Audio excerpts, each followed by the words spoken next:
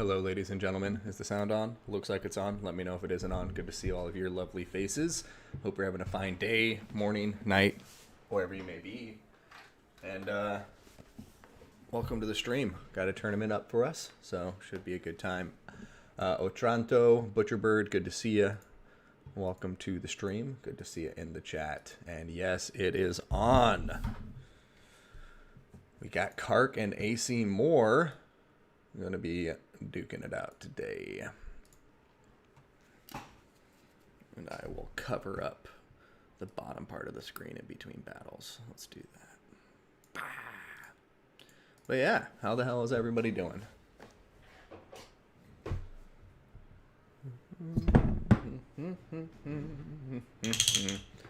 Kark and AC Moore. I feel like I haven't seen these two play in a minute, and I'm excited. As soon as I saw this was a match that was available in today's tournament, I got pretty hyped. I love watching Kark and AC Moore, so it should be a good matchup.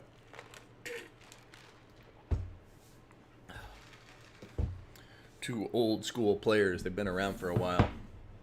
Romulan Dog, you beautiful bastard.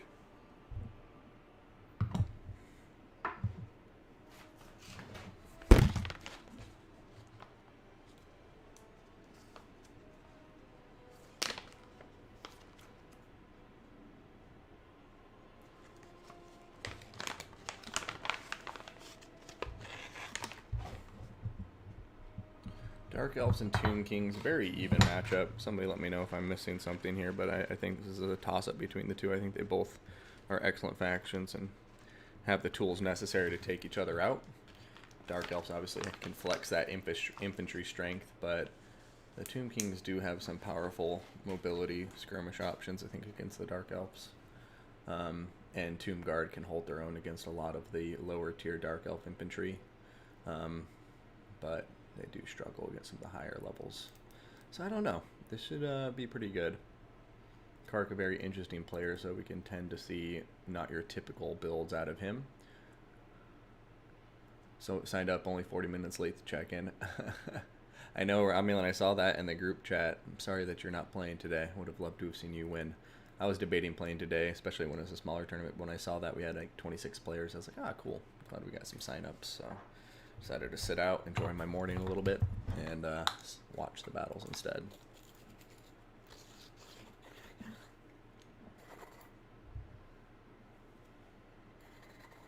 Looks like we have one of the players ready. Kark confirming.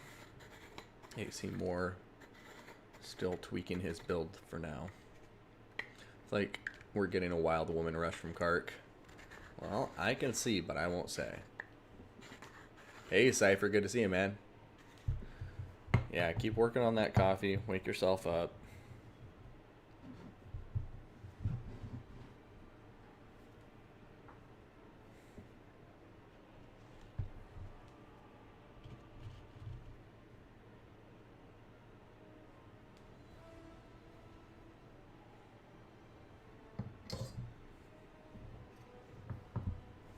Yeah, very cool to see Moore back indeed, Cypher.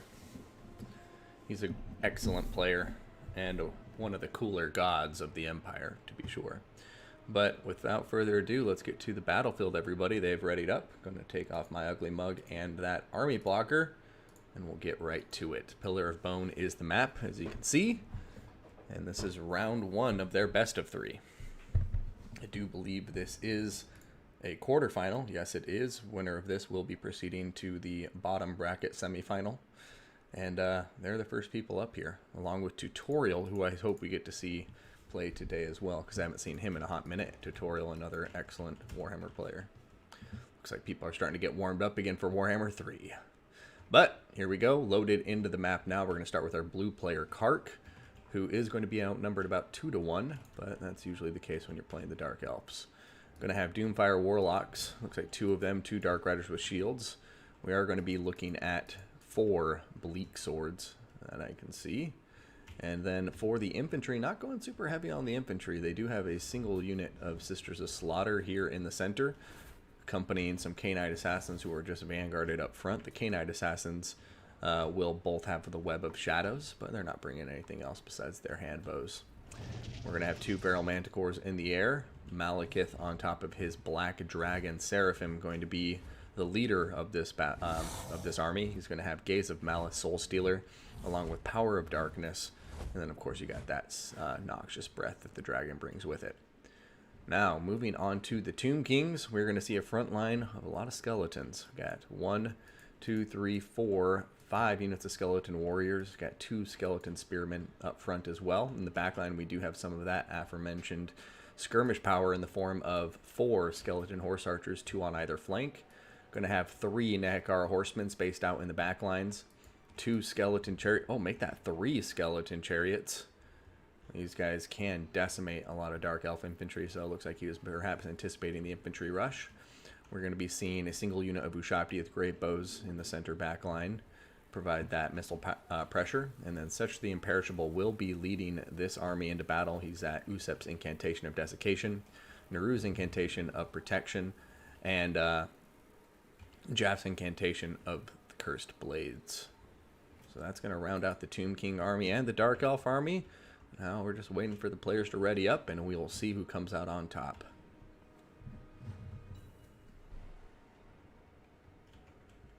I do like both of these armies, the Tomb King army in particular. I really like. There's a little bit of everything. Immediately, both sides are going to be pushing towards each other. Dark Elves are walking. Actually, both armies are going to be walking towards each other right now, saving their energy.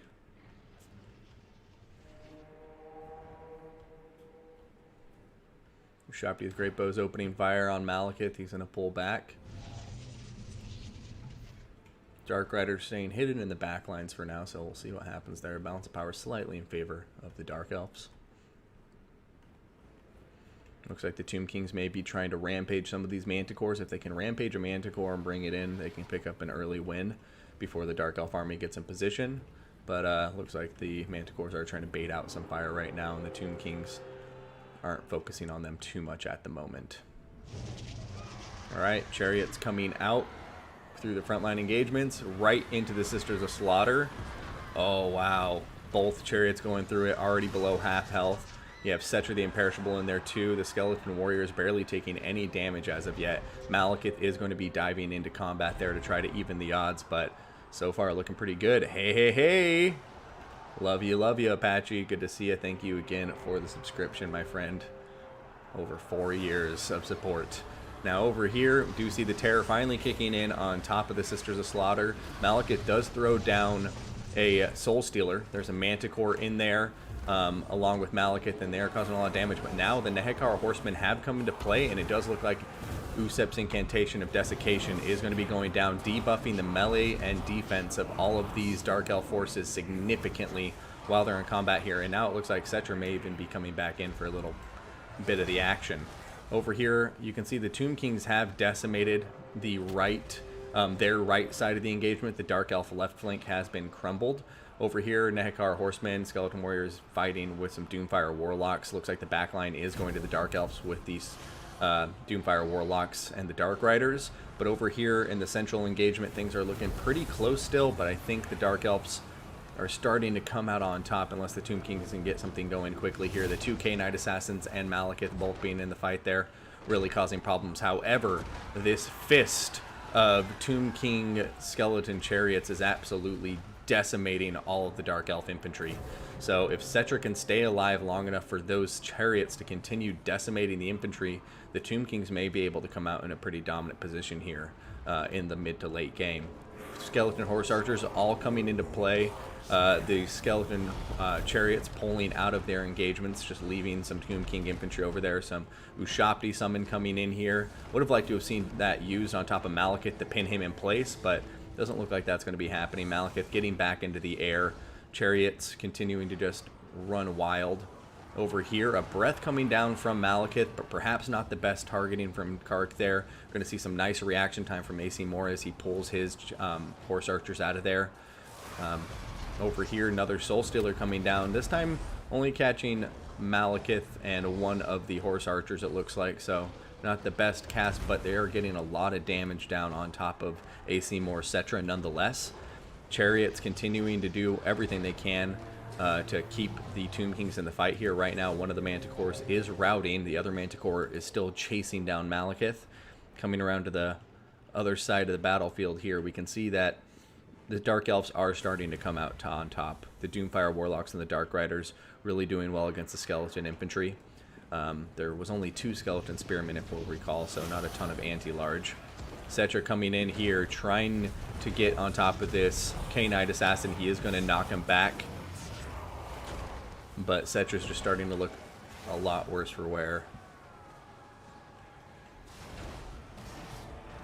Over there, K-Knight Assassin did get eliminated, though. Settra still drawing blood here.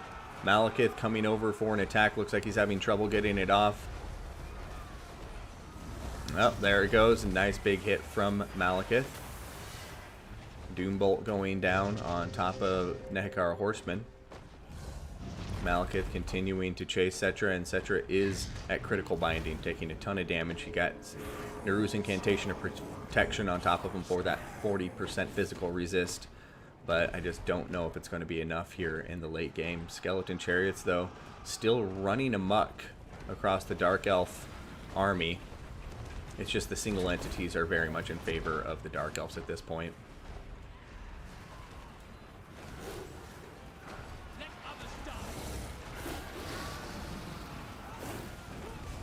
There he goes. Big tail swipe is going to knock Settra the Imperishable out of the fight. We still have the Skeleton Horse Archers that are doing some good work, but I just don't think they have enough ammunition to win this by themselves. We will see. Still doing quite a lot of damage to the Dark Elf forces. Some Tomb King Infantry hanging in there. Still have a full health unit of Spearmen over here. That would be great if the Tomb Kings could regroup with it. But right now, Kark looks like he's having any path to victory slip through his fingers here quite quickly.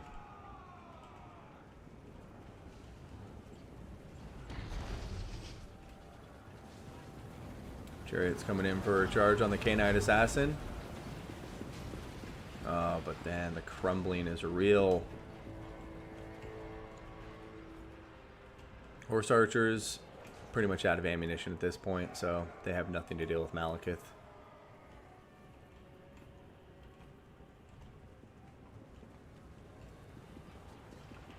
Alright, K-Knight Assassin looking like he's wavering. He's close to routing. Can the Tomb King Chariots get him to rout completely? Because if they can invoke the flying rule, then they might have Malekith in a pretty precarious situation. But they need to eliminate all of these ground forces before that can become a reality. Over here, Chariot's coming back to hit the K-Knight Assassin again. This might be enough to break him. Alright, Dark Riders routing. It's really just the Bleak Swords and the K-Knight Assassin left. So, really, the Tomb Kings could potentially win this. They just need to eliminate this Assassin and this Bleak Sword unit. And then Malekith will be forced to land, and they may be able to take it from there. Over here, Bleak Swords going to be eliminated. Over here, K-Knight Assassin, he's wavering. He's going to get charged. There he goes. Charge inbound Skeleton Spearman coming in from the other side. And there he goes. So, Bleak Swords have shattered. K-Knight Assassin is routing. Malekith is inbound. Can the Tomb Kings pull this off? That would be absolutely insane. Right now, Skeleton Chariots need to start moving. It looks like they're going to. There are some Spearmen here, thankfully, that they can kind of use to meat shield for them. And Malekith won't have the best time against that type of cheap infantry. So I still think the Dark Elves are in a position to win this, especially if there's another Soul Stealer to come down. But yeah, this is an actually surprisingly close match here after Settra the Imperishable went down so far. Went down earlier in the battle. Over here, Malekith going in for the Soul Stealer. And there is the Soul Stealer. Will that be enough to win the fight for him? Over here, you can see K-Knight Assassin still being chased. Malekith, he's getting some healing in, but I don't know. Malekith may not be able to tank this. He's going to have to get crumbling on top of these units, these Tomb King units. And right now, he's pinned in place. I think the Tomb Kings might... Is this going to happen? That is insane. Uh-oh, keep chasing the K-Knight Assassin. Looks like the Skeleton Chariots are going out to chase him. Just keep cycle charging into Malekith too, which it looks like he's doing here. Skeleton Horse Archers coming in and out of engagements. Chariots are now coming back for Malekith. Critical binding, but they're not crumbling yet.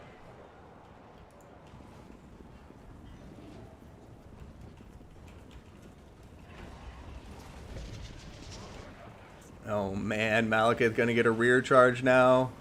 Getting rear charged, I should say, by the Skeleton Horse Archers. He's gonna turn around and give a counter charge of his own. This is such a crazy match. I think Kark is gonna pull this off here. Malekith, I doubt, has another Soul Stealer in his pocket. And unless he does, I don't see how he pulls this off.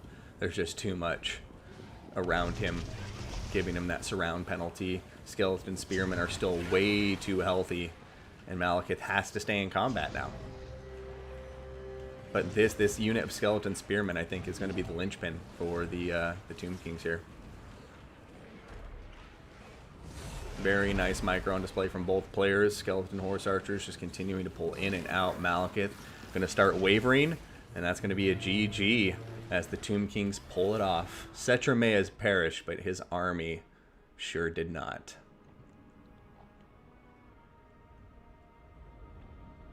Yeah, what a beautiful game to him. Kark playing very, very well there. He can't, get over, between his single entities, his two heroes and Malekith, they killed off almost half of the Tomb King army.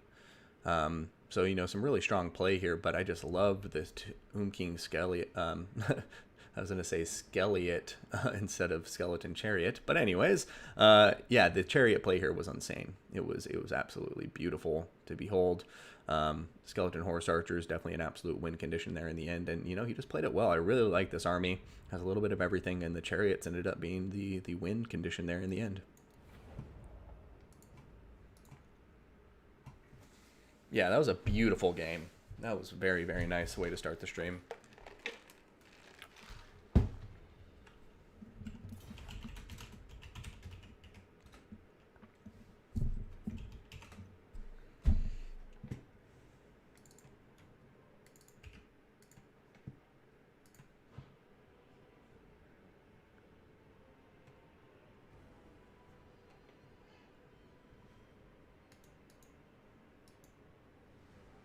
Mapascal, Braz, Greenskins, and High Elves for Kark. I like that first pick.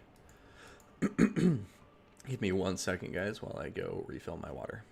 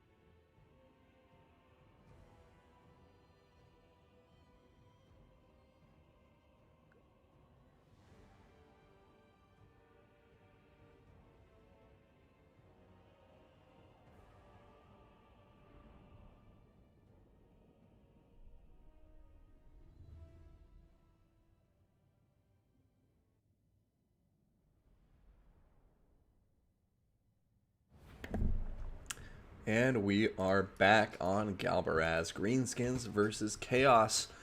It is AC Moore's match point. Speaking of AC Moore, let's go ahead and start with him as our red player. Bringing the forces of Chaos to the field, we will have the 2 Feral Manticores up in the air. Now down on the ground, we're going to have 2 Marauder Horsemen. Looks like 3 chosen with great weapons, which is absolutely insane. Been a while since I've seen that. AC Moore once again winning me over with the sexy builds. Got 4 Chaos Marauders up in front of those chosen with great weapons. He's going to have 2 Exalted Heroes on top of their Chaos Steeds. Looks like the Exalted Heroes will be bringing the Mark of Corn, if I got that right.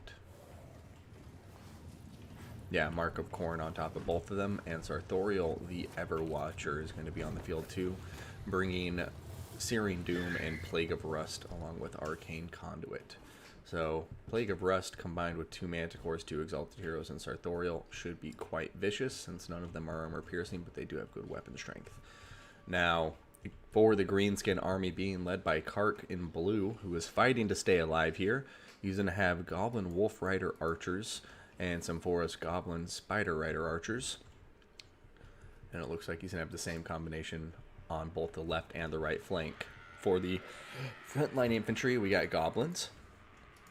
Looks like 4 regular Goblins and the 8 Peak Loonies. I'm going to have 2 Giants. What a beautiful bastard. So 2 Giants here, a Goblin Big Boss with They Need Stabbing on top of a Wolf. We got Ignite Goblin Shaman with Vindictive Glare.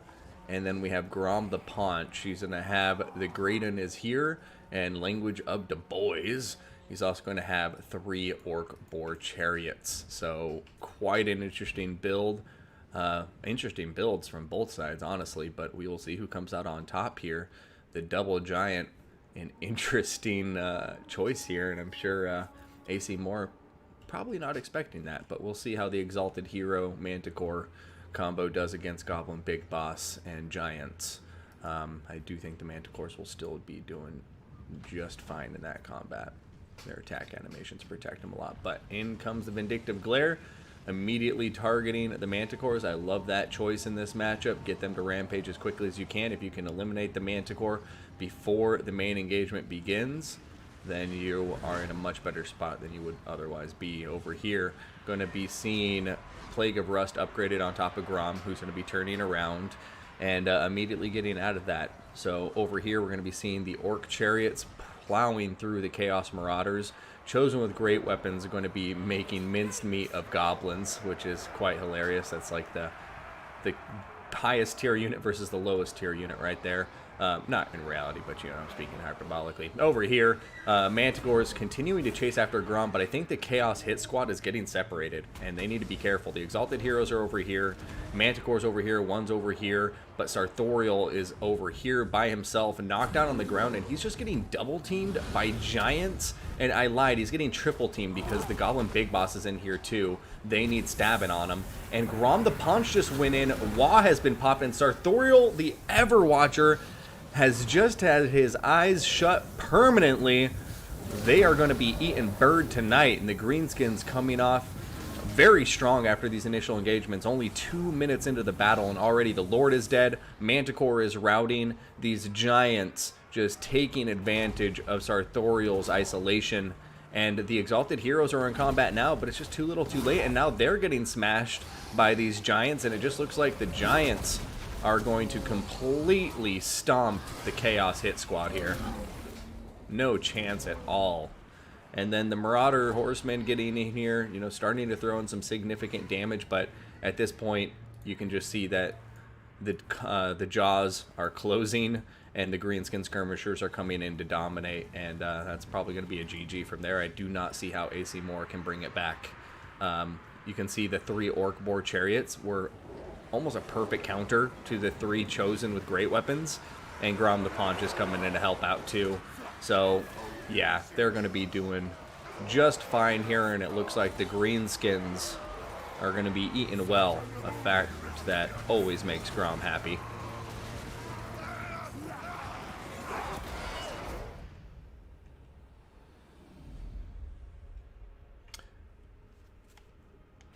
Giants OP? Oh, yeah. Yeah, no, wait for a minute, and Big Bird just got smashed by the Double Giants.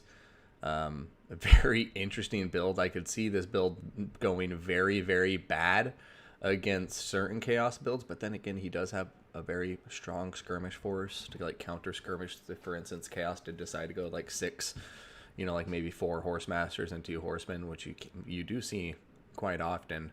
Then I think the Giants could be in big trouble because it'd be becoming a pincushion. But yeah, it just happened to be that both of these players kind of going with atypical builds, and I think Kark's atypical build just really, had a nice pick of the cards there, like a draw on the cards when they loaded into the battle, and he saw, okay, well, I have 3 chariots to deal with 3 chosen with great weapons. These guys are like half the cost of a chosen with great weapons, and they perfectly counter them. And then you have the giants, which also would smash them chosen with great weapons.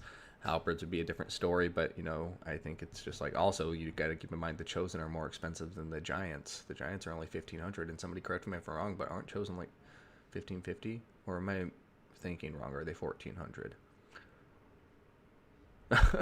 Hey mom, I hate Tuesdays. Helmer Mudd took a break from rabbit season to finish off some poultry. Elmer Fudd.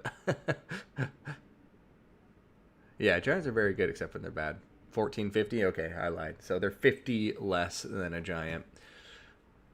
I still think the giant would get the better trade in that engagement. So yeah, I do think the Chaos Hit Squad though wasn't completely lost on the draw.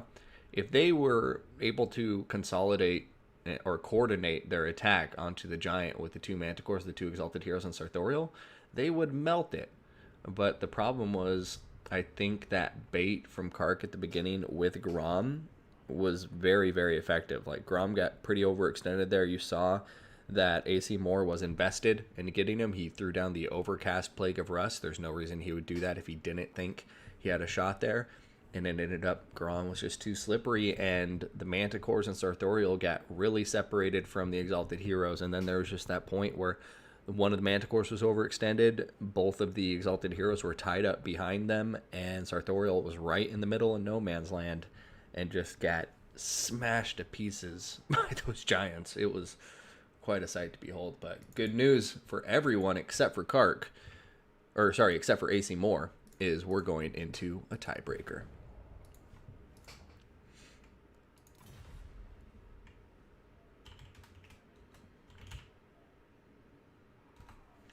All right, so we have Kark picking Beastmen, Lizardmen, Britonia, and banning Dwarfs. We got Moore bringing Vampire Counts and banning Lizardmen. And then we got Britonia. Oh my god, I love these players. Britonia versus Vampire Counts.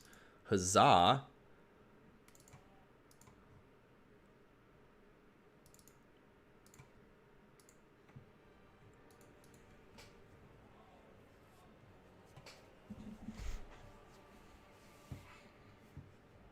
Oh, Mega Gargants. Yeah, like what are they called? I was thinking about putting them in one of my D&D campaigns at some point, but like the huge, they're ridiculously large giants that are super, super rare, but I forget their name. It isn't Mega Gargants.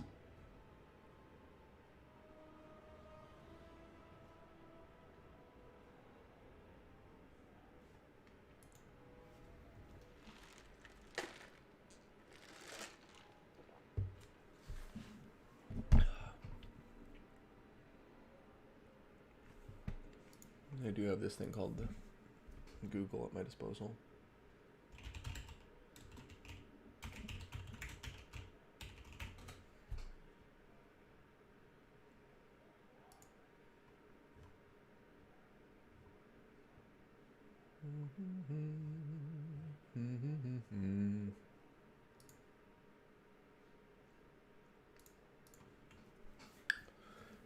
Camera's all wonky, isn't it? Is that better? Yeah, that's fine.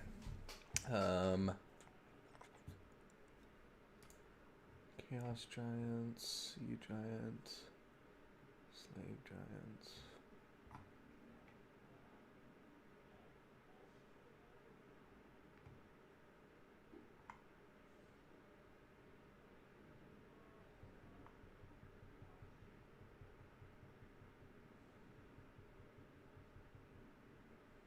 Oh, Bone Grinder Giant? Yeah, Bone Grinder Giants. Incredibly old and incredibly rare. There's persistent rumors of a handful of Britonian mountain villages where bone grinders have eaten all the local knights and claimed the villages and peasants as their own. So they're at least twice the size of their lesser cousins. That's a big giant. That was a redundant statement, I suppose.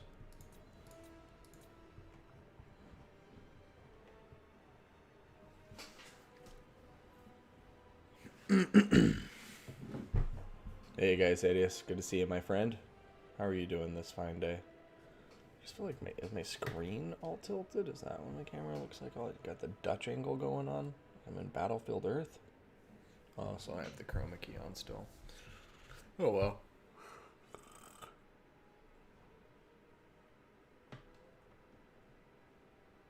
Dude, that light thing is killer. But guys, Adius, how the hell are ya? Happy Saturday. What time is it? 10:44? Nice.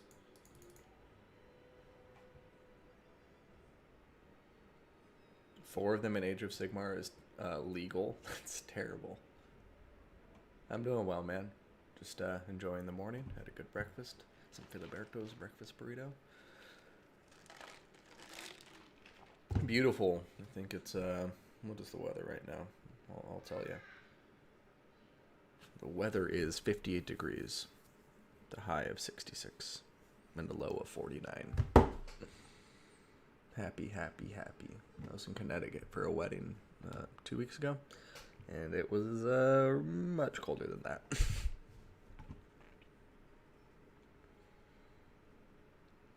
Balm 58. Negative 22 Fahrenheit. Wow. That. I wish you the best. I can mail you some jackets that I clearly don't need.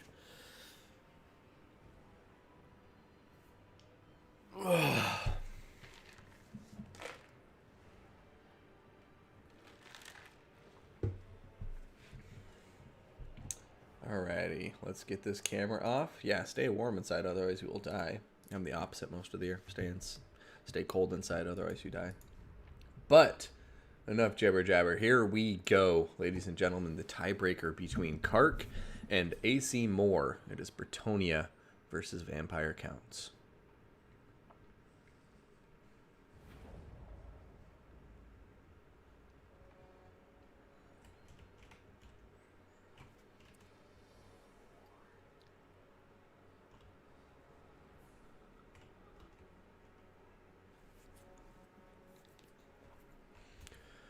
Alrighty, going back to our blue player, we have Kark leading the Britonians. Don't put me so. We have mounted yeoman archers, 1, 2, and 3 of them up in the front. We're gonna have 1, 2, 3, 4, 5 units of peasant mob. Other than this, we are going to have some men-at-arms with pole arms. Does look like we have 1, 2, 3, and 4 of them as the second line of infantry. And then we get to the fun stuff, the Britonian Knights. We will be seeing questing knights in strength on the field. Looks like we have 2 of them here, and then another 2 questing knights, including the regiments of renown, the companions of Quenelle. Now over here, we're going to be seeing the hero squad, which will consist of a damsel of life, Réponse de Lyonnais, or mayonnaise, or whatever it is. I'm terrible at it. We have a paladin, who's going to be bringing nothing but himself and the horse, damsel with regrowth, earthblood, and life bloom. And then Réponse is going to be bringing the halo of maidenly wrath and the fleur de lis banner. So that rounds out this Britonian force. Missile forces will consist of just the mounted yeoman archers, no peasant archers on the field. Now for the vampire counts in red, we are going to have 1, 2, 3, 4, 5 zombies up in the front. We got skeleton spearmen and 2 skeleton warriors. So really not focusing much on the infantry here, just going bare bones. And then we are going to be seeing 3 units of blood knights. Now AC Moore seems to like these blood knights, and it's quite a common pick against the Britonians, as blood knights are very effective here. We do have a Vargulf on the field. Going to be seeing the White King, as always, along with Heinrich Kemmler, who is leading the army. He's going to be bringing the Krell Summon, along with Undeath Resurgent, Raised Dead, Van Hell's Dance Macabre, Invocation of Nehek, and the Chaos Tomb Blade. We got the double White Kings. Both of them will have Scabscrath. And that looks like it's going to round out the Vampire Count army, with the exception of a single hidden unit over here, which will be the ROR Direwolves.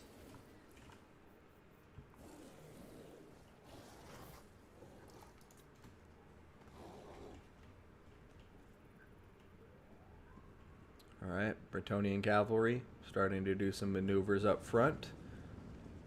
This is all about the cavalry. Both players know it. And really, it's whoever wins the cavalry engagement can win this game. So, right now, looks like the Britonians, Companions of Quinnell, coming out against the Blood Knights. Going to take that engagement, and then another unit hitting the Blood Knights from the flank. So, some good damage so far. Over here, Regrowth going to be coming in, it looks like, on top of the Companions of Quinnell. It should have gone in much earlier, in my opinion, but easier said than done, as always. Right now they still have 35 models, though. Should be getting a lot of healing out of that. Invocation to Heck in turn going down on top of the Blood Knights. Britonian's going to be pulling back out of that engagement from there. But Damsel of Life is in combat over here. Blood Knights are coming out after her. I think she'll be able to escape to safety here, but she needs to get out of there sooner rather than later.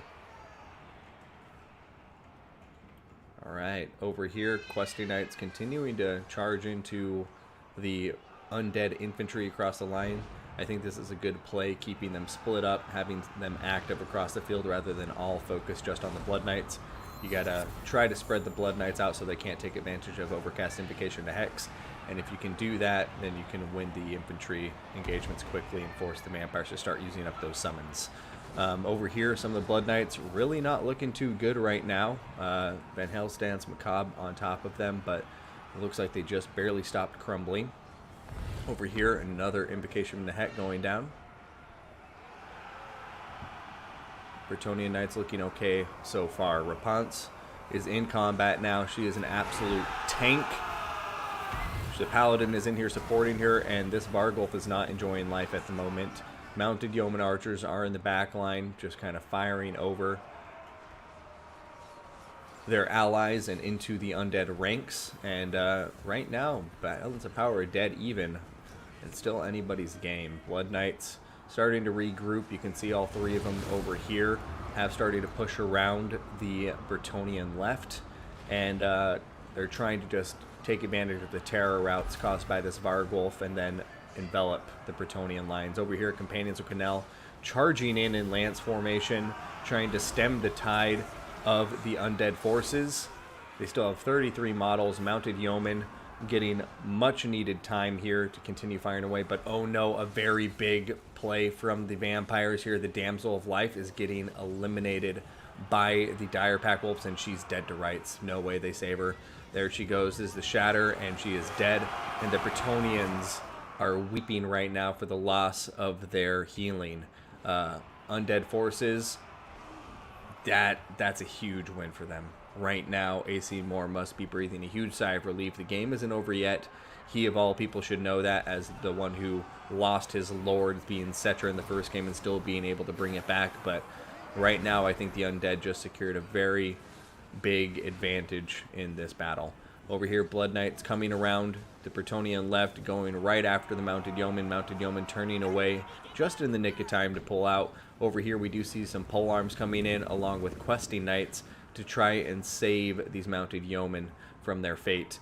Over here, you can see the undead forces still engaged with the peasants. The polearms holding up surprisingly well here, you know, not losing heart. and staying in the fight. But as far as the cavalry engagements go, it does look like it is starting to slowly but surely go towards the vampire accounts here. Companions of Quinnell still on the field with some decent numbers. Rapunzel over here, popping the halo of Maidenly Wrath, but she is getting triple teamed, just engaged from all different sides. Probably have the Krell summon coming in here soon, if not already. We have Heinrich Kemmler, the White King, everybody in the fight at the moment.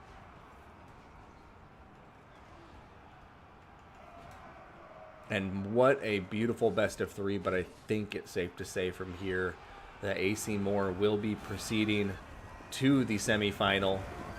Well, Kark will probably be heading home from here, but I don't know. Look at this. Rapunzel's coming back and starting to smack Heinrich Kemmler around. Show him what his healing cap looks like. Vargolf coming in to try and save the day. But, yeah, I think it may be too little too late, but let's go in for some cinematics here. Watch Rapunzel lay down that claymore. Just smash these fools. Okay, Vargolf, stop hitting her. She would like to get a hit in.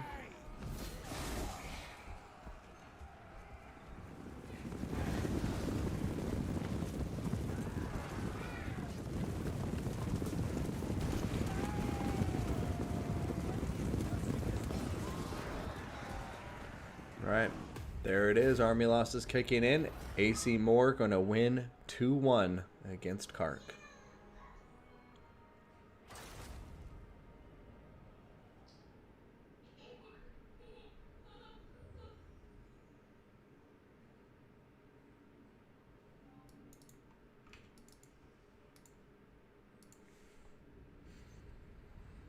Some of the Blood Knights, this one getting shut down pretty hard. Other ones getting some decent value in return.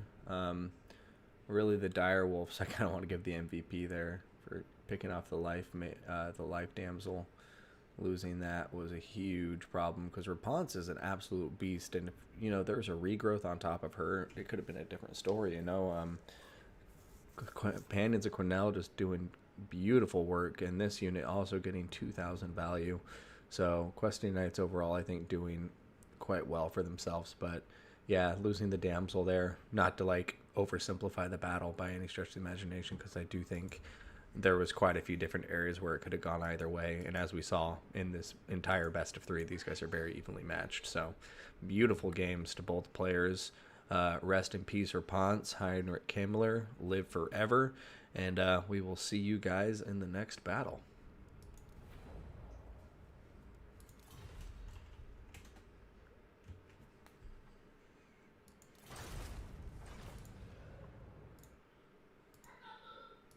Alrighty, so Ice Power RTK Bob Man. Let's actually share this with y'all.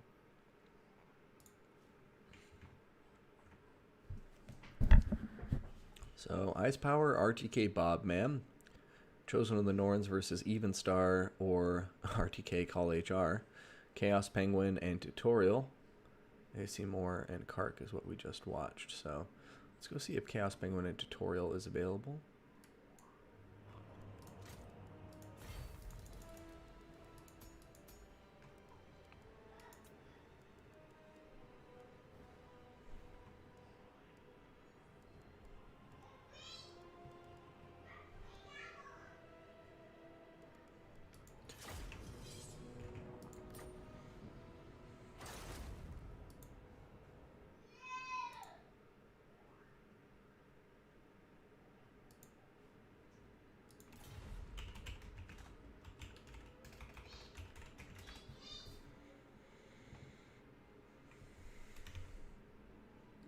I didn't see Evenstar and CNR.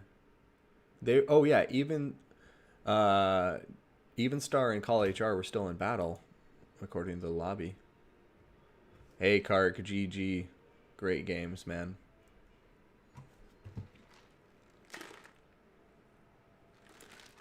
What am I doing? There we go.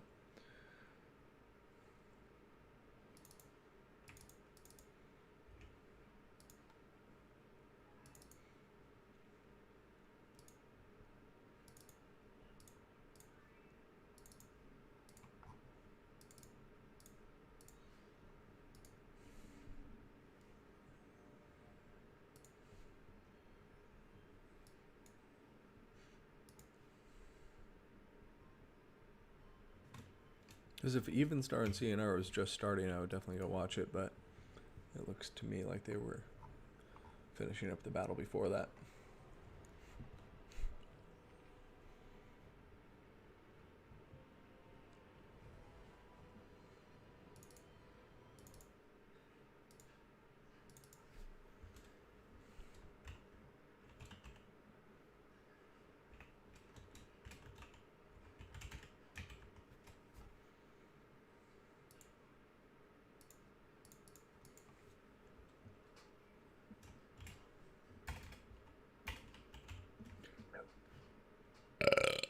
Excuse me. Feeling very burpy today.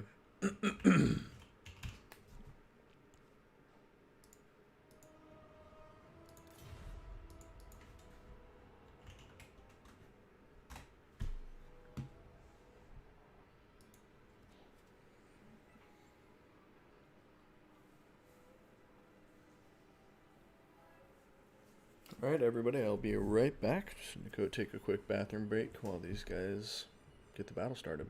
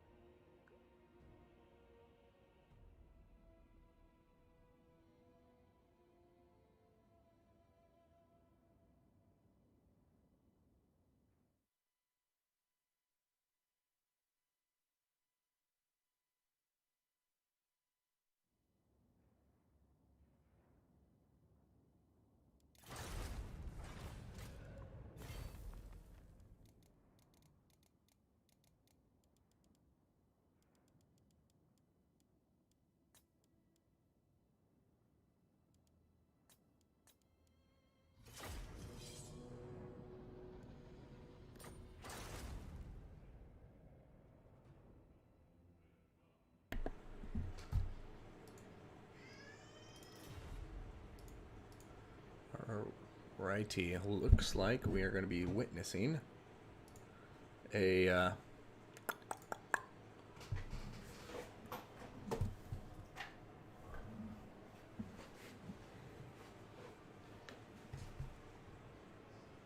Vampire versus Empire matchup.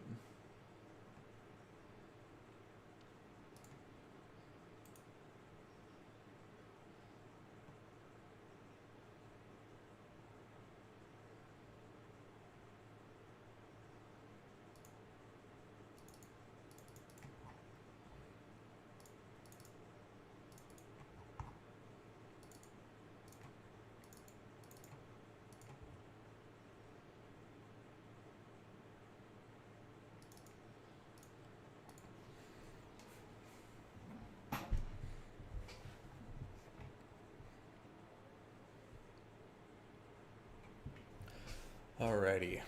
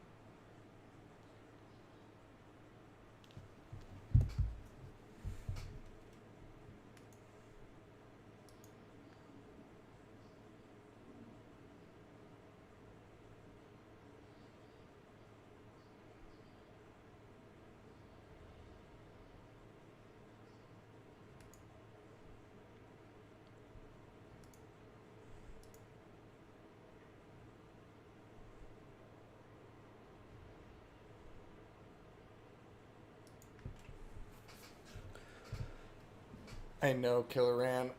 Oh, so close to Total War 3. Yeah. Warhammer 3 tournaments, I'm super excited for. Just excited to have a fresh new scene, see how things are working. Have some new factions to sink our teeth into. And then also, I'm just hoping multiplayer overall is improved in Game 3. So, looking like there's some promising signs.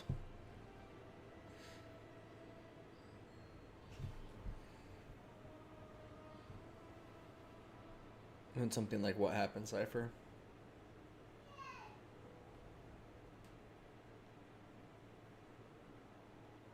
Yeah, exactly. You'll never get Warhammer 2 back, or, you know, same with Warhammer 1. I know what you mean.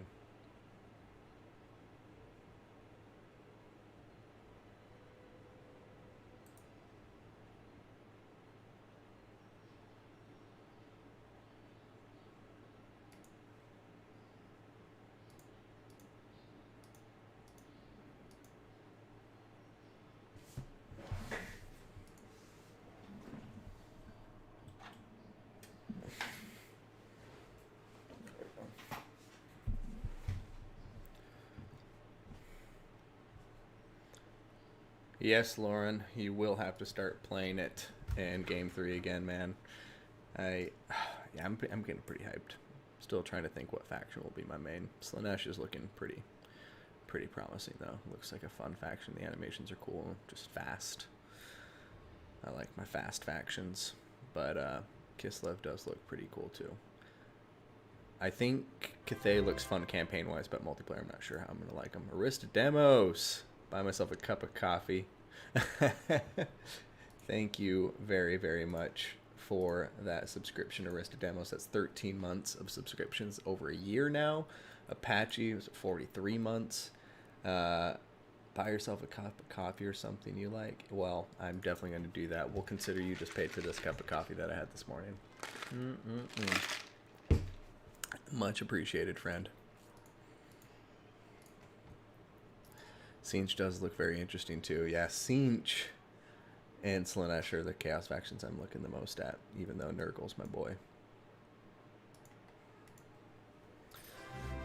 Pink Pony Night!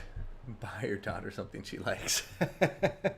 Thank you, man. That's 22 months of subscriptions there. Almost 2 years. Amazon did. Hey, I still appreciate you granting your Amazon money to me. So, let's go ahead and get to it, shall we? It's the tiebreaker. Winner goes on to the semifinal up in the top side. And we are going to be starting with our red player. Just to spice things up, we have the Empire. Sigmar's Sons, along with a single unit of swordsmen. We're then going to have 5 spearmen and 5 flagellants for that unbreakable infantry power. We're going to have outriders and pistoliers here. It looks like we're going to have 4 pistoliers and 2 outriders. And then for the rest of this army, we are going to be looking at Volkmar the Grim. He's going to have Grand Soulfire, the Grand Shield of Faith, Grand Hammer of Sigmar, Banishment, and the Jade Griffin. And then accompanying him, we will have a Bright Wizard on top of a horse, Burning Head, and Fireball going to be the spell loadout he is bringing. So that's going to round out the Empire forces. Very infantry and skirmish cav heavy. And let's go check out the vampire counts in blue, led by XMT Ice Power. Front line of zombies looks like 1, 2, 3, and 4. Going to have 1, 2 skeleton spearmen, 1 on either flank there. Going to have 2 Graveguard with great weapons and the Stearnsman Graveguard holding down the center. Also going to be seeing Vargulf, 2 Black Knights. Oh, sorry, a single Black Knight and a single Blood Knight. Ooh-wee! Ooh-wee! Love to see some Blood Knights. We got Corpse Cart with an Unholy Lodestone and another Corpse Cart, just the regular variant. 2 White Kings, both of them going to be on horses with Scabscrath. And then leading the army, we have Vladdy Daddy, Vlad von Karstein, the OG Vampire Count. He is going to be bringing Arcane Conduit, Raise Dead, Van Hale's Dance Macabre, and Invocation of Nehek with the Aura of Dark Grandeur. So, Empire skirmishing forces coming out. Looks like the Pistoliers pushing out for a minute, but now they're pulling back. Looks like the Empire infantry is just coming out, eager to come to grips. I would expect maybe a little bit of a skirmish phase here from the Empire. There's really not too much mobility to threaten them, so I'm not sure why they aren't taking advantage of that mobility and starting to shoot down perhaps the corpse carts on the approach, but we will see. Both these players better than I am. So, over here, we're going to be seeing Volkmar the Grim and the Empire Swordsman pushing out to get into some early combat. The rest of the Empire forces kind of hanging back, which I do like to see. Definitely want to come at this kind of piecemeal and reserve your strength as much as you can. Sigmar Sun's going into those zombies. Empire Swordsman over here pulling away. Scabscrath going right through. The Sigmar Sun's doing a lot of damage.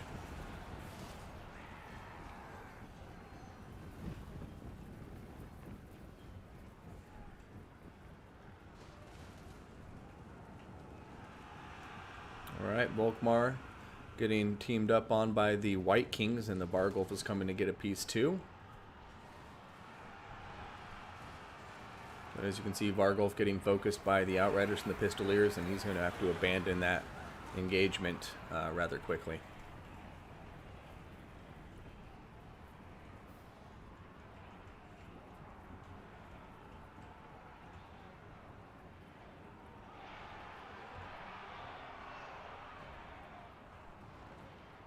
Yep, there will be a Chaos Undivided faction, Lauren. So you talked to if you have Burning Head. For more than 4 hours, yes, but less than that, you're okay. Over here, Volkmar coming out into the zombies. Burning Head coming in, speaking of the devil. Going to go through some Black Knights, the Stearnsman Guard.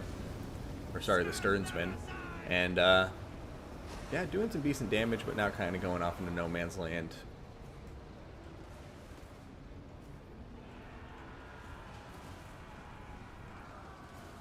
Alright, looks like the Outriders and Pistoliers now focusing on these Graveguard with great weapons. Got some Spearmen coming out to tie up the White Kings as Volkmar the Grim pulls back further. And the Empire just kind of doing, you know, a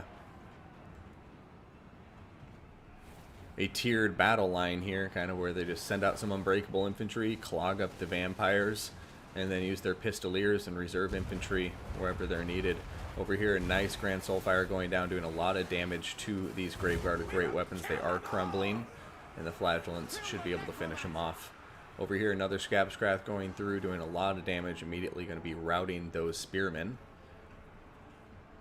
But will it matter? You know, this is one of those Empire armies where if you flank something, it, you know, doesn't matter too much because you're either flanking a Flagellant, which won't break, or more cheap Spearmen, you know, so... At the moment, the Empire looking fairly strong, but they haven't eliminated any of the key units from the Vampire army, as far as I'm concerned. So that is a little bit alarming to me for the late game chances of the Empire here. But Volkmar the Grim going in for a banishment on top of the Stearnsman, and it is perfectly placed. They try to run away, but they get caught out with their pants down perhaps going to be eliminated completely in the near future as a result of that.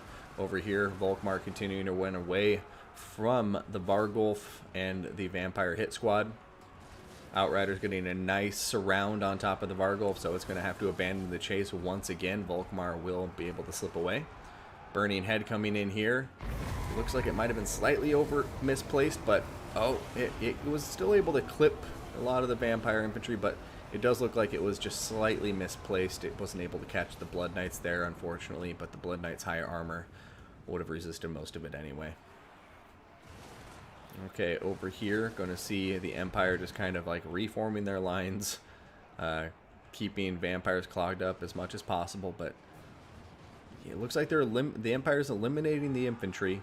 You know, they're definitely winning the infantry engagement here against the undead forces, but they haven't eliminated the Corpse Carts, they haven't eliminated the Blood Knights, they haven't eliminated the Vargulf, either the White Kings or Vlad.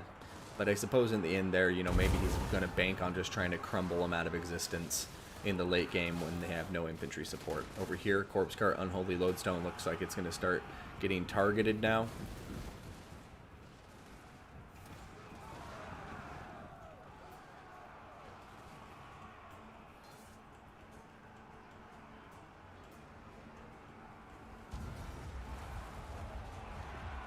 Alright, over here, Grand Soulfire going into the Graveguard with great weapons. 4 Flagellants remaining. Going to be hitting these Graveguard with their maces.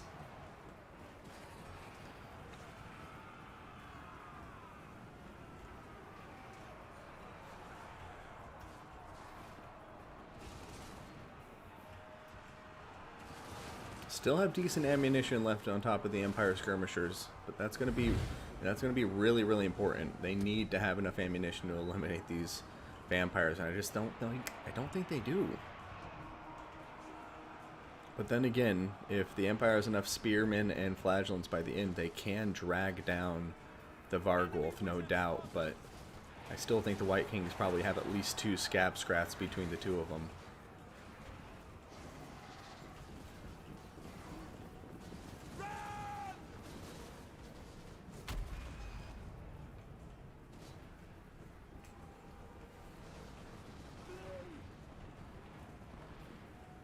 Yeah, Blood Knights are definitely going to be the focus right now for the Empire, it seems.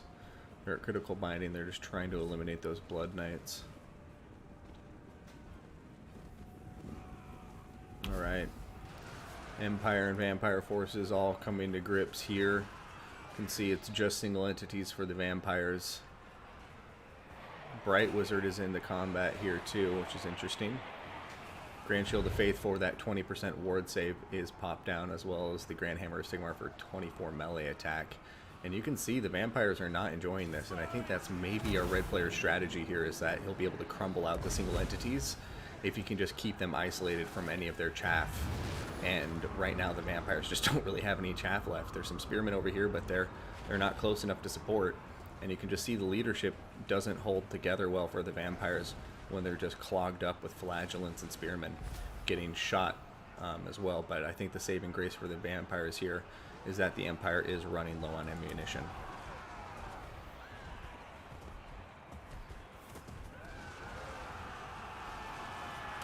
I think Volkmar the Grim being close to full health, I mean, he's at his healing cap almost, but if he can get rid of the Vargulf, I think Volkmar could kill Vlad. But the Vargulf's still alive, you know?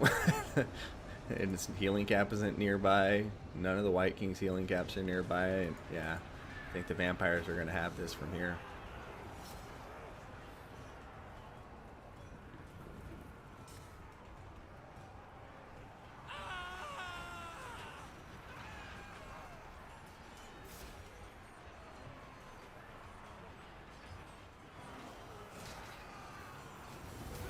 There goes another Grand Soulfire. That should wipe out the remaining zombies.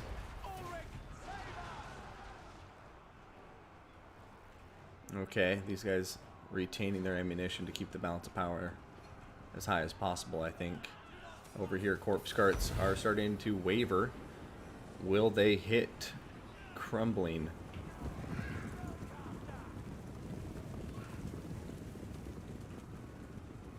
Alright, Invocation to Heck upgraded, went down there on top of all the vampire units. That's really going to hurt the Empire here. See Blood Knights coming in for the charge. Alright, all the ammunition, everybody's just opening fire now into the Blood Knights by the looks of it. Blood Knights taking a lot of damage. Empire bringing out some reserve spearmen now to get into the fight here. Terror is kicking in though. Over here we're going to be seeing Pistoliers and Outriders coming into fight. We do have the Grand Hammer of Sigmar activated. Over here though, Volkmar the Grim taking a ton of damage from the double White Kings and Vlad. He's turning around for another charge. Looks like he's maybe going into Vlad. Alright, Fireball coming in. Ooh, big hit on top of him. Another big hit on top of Volkmar. There goes the damage resistance. The ward save coming in here, trying to keep his army together, but Volkmar is starting to lose the balance of power here. You can see the Vargulf, they're continuing to focus it again. I just think the Empire did not focus down any single entity well enough. They did a lot of damage spread out amongst all of them, but they didn't eliminate any of them, and that's always going to bite you in the ass.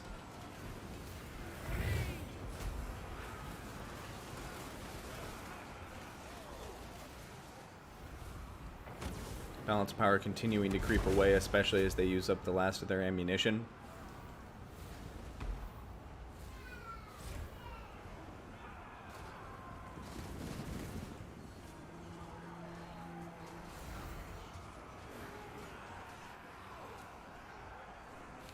But the Empire does have a lot of Pistoliers left. I'm wondering how many heals they have. Maybe another Invocation from the Heck upgraded, but I can't imagine they have much more than that. Another Fireball coming in here. Oh! It's missed as the Vargulf gets a nicely timed attack animation.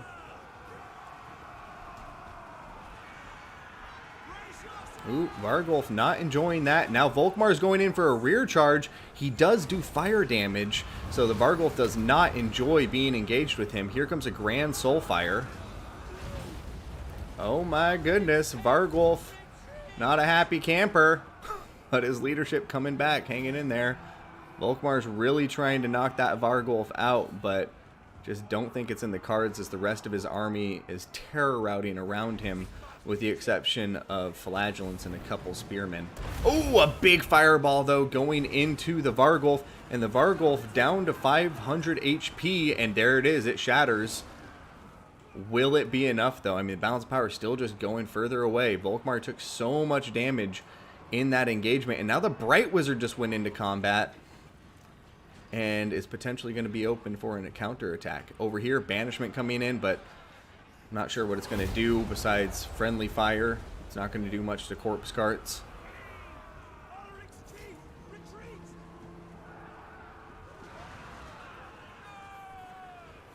Over here, Volkmar desperately trying to knock out these White Kings.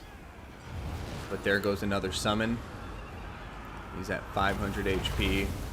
Point blank Fireball going into the White King there.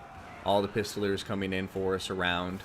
Volkmar coming back into combat. He's going to have to pull out again. He still has 547 HP.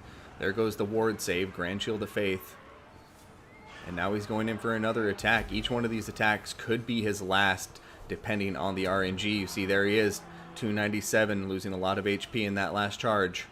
Terror Route's kicking in, army loss is going, and that's going to be a GG with Ice Power sealing the deal with the vampire counts over RTK Bobman's Empire.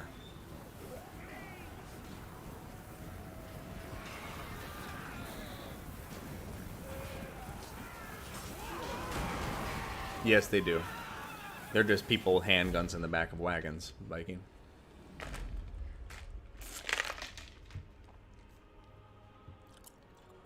I like war wagons a lot. Yeah, I would agree with you, Viking.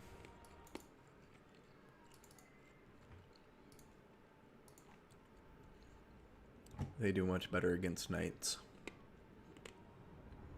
Over here, See the White Kings just getting boohoo damage with those nicely placed Scaps Grass throughout the fight. Blood Knight's doing okay. Vargulf doing well. But yeah, I think this Empire army had the tools in it to really give this Vampire army a hard time.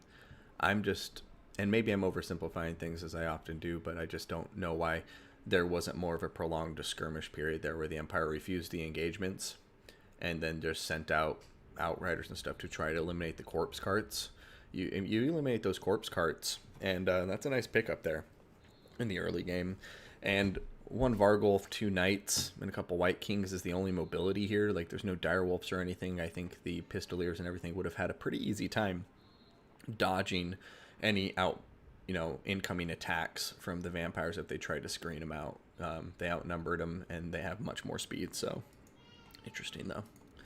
So let's go find the next match, shall we? And look in here. Evenstar CNR, TT Tutorial, and AC Moore. So we got a couple good matches to choose from. Let's go find one. Okay, so Evenstar CNR currently in battle.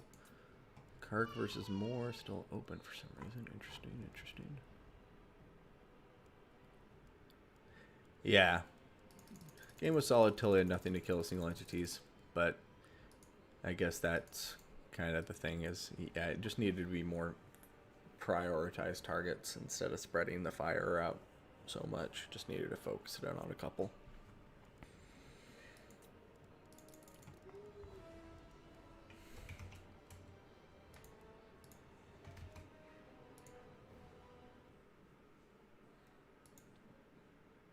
Evenstar, CNR, Tutorial, AC Moore.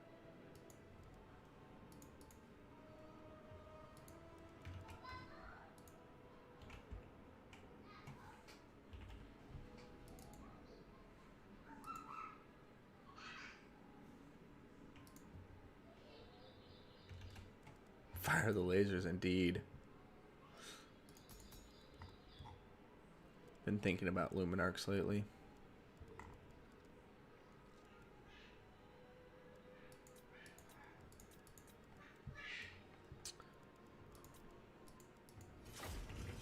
Is more in here?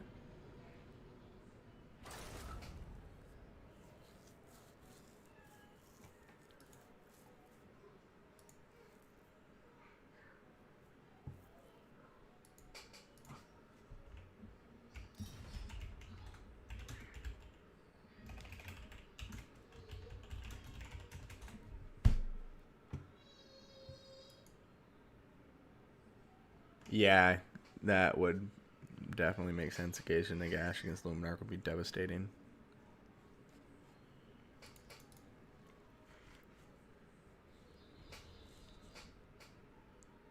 Oh, never mind. Here we go. Score will be 0-0. Tutorial versus AC Moore.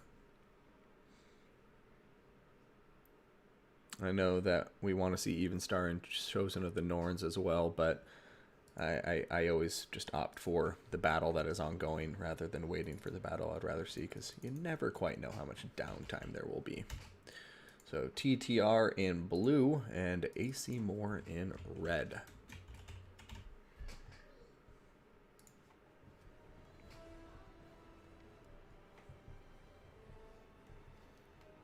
I don't know why I capitalized the M in Moore, since he doesn't spell it the way he does.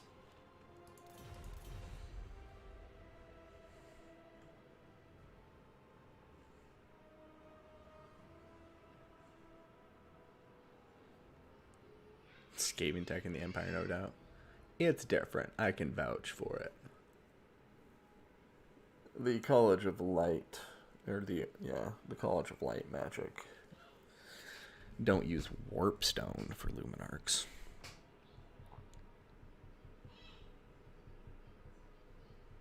Oh, hey, Bobman Total War. Those are great games. You're considering the Lumi? I think the Luminarch would have been too risky, so I think you made the right call there. We were talking about War Wagons earlier. I do like War Wagons a lot. How do you like them? They're more expensive, but I just think the fire while moving and 360 fire and stuff, they just seem much better at killing Blood Knights. But they aren't as fast, so that's a big problem. I only report to the Great Horned Rat. And sometimes Slanesh, you deviant. Alright, Oakenhammer, Beastmen, and Skaven is tutorial's pick.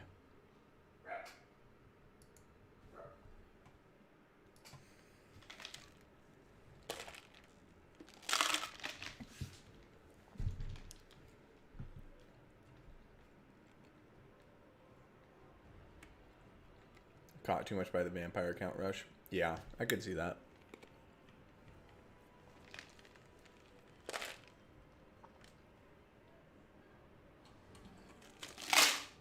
So we were witnessing like maybe the one matchup where I think they could have been useful.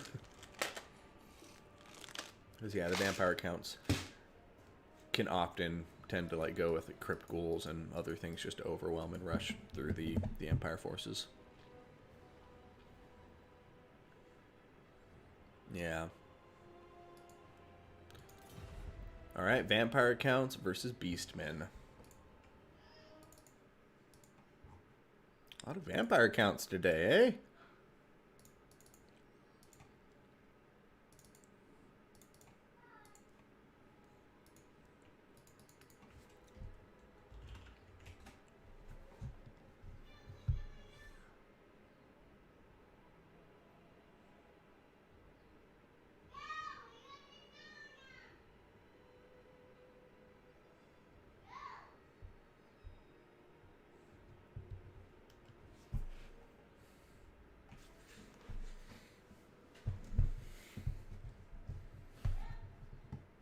Overcharge a Luminarch like a warp lightning cannon in tabletop. Be cool if you could overcharge the warp lightning cannon in the game too.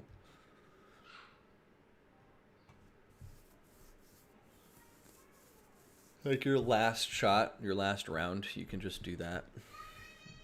Why the hell not?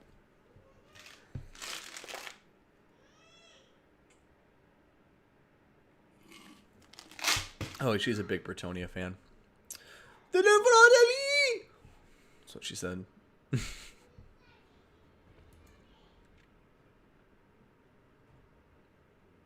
This was always a vampire count favored matchup, but I may be a believer that it's a Beastman matchup now, after I've seen some of the builds people bring.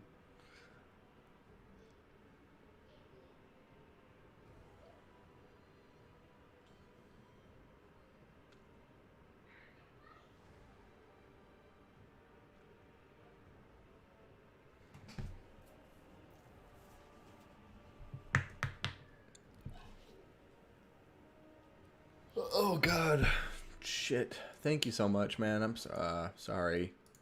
I trust tutorial and AC more. Fuck. My bad, guys. This is my first time.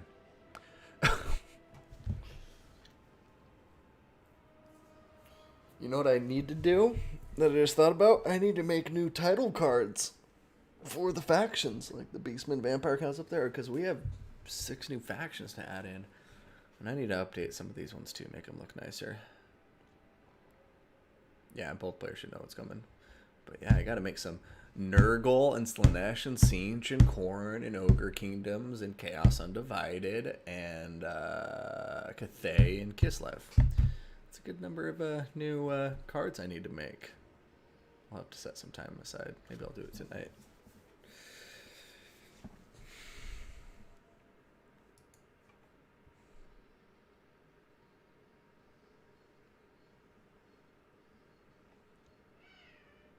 The nicer? Well, no, I mean, like, for instance, maybe I'll fix that the eye in vampire count is red when I clearly meant it to be white with an outline of red. I'll keep the original ones, too. I'll just add in some more ones. You know, maybe get, like, Lords I Don't Got Covered. Get, like, Grom in there for the green skins. Yeah, maybe I'll get some more Lord-specific cards in there, too. Just take selfies in different state of being and bam, done. Beastmen. Vampire counts. That's my undead face. I don't know what that was. That was like an O face more than an undead face. But anyway, they do call orgasms the little death, right? So, here we go. Oakenhammer, Beastmen versus vampire counts.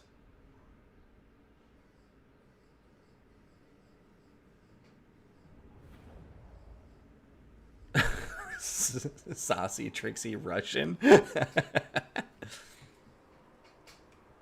A pixel mesh with, yeah, I'll just like throw in like the pixelated clips from what the fuck is that movie called?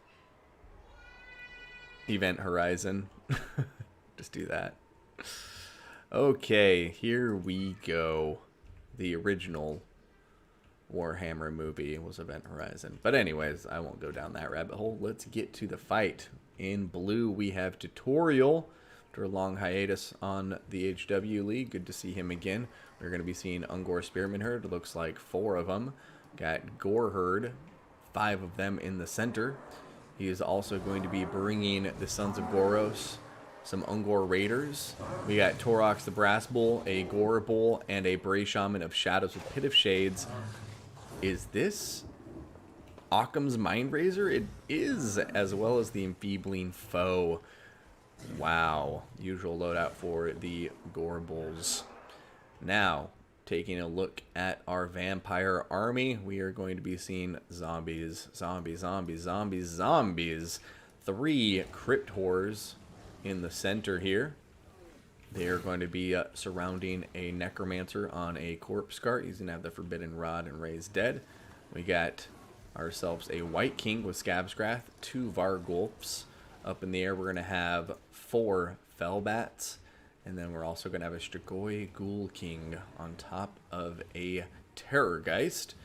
That Terrorgeist and him will be bringing the Opal Amulet, Bloodlust, Command of the Unliving for a Crypt Ghoul summon or a Crypt Horror summon when overcast. Got Gaze of Nagash and Invocation of Nahek.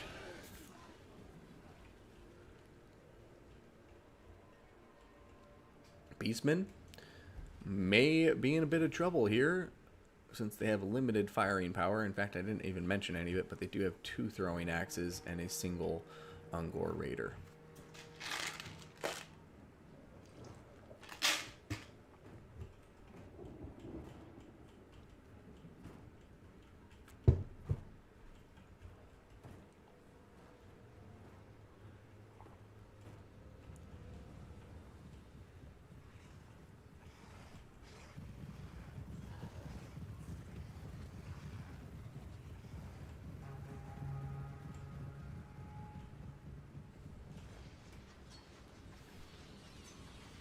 Throwing axes, unleashing some volleys into the Fellbats. Some into the the Crypt Horrors. Over here we do see the Sons of Goros come out for a quick charge, but then they're going to turn around and think better of it as the Fellbats come in for a counterattack.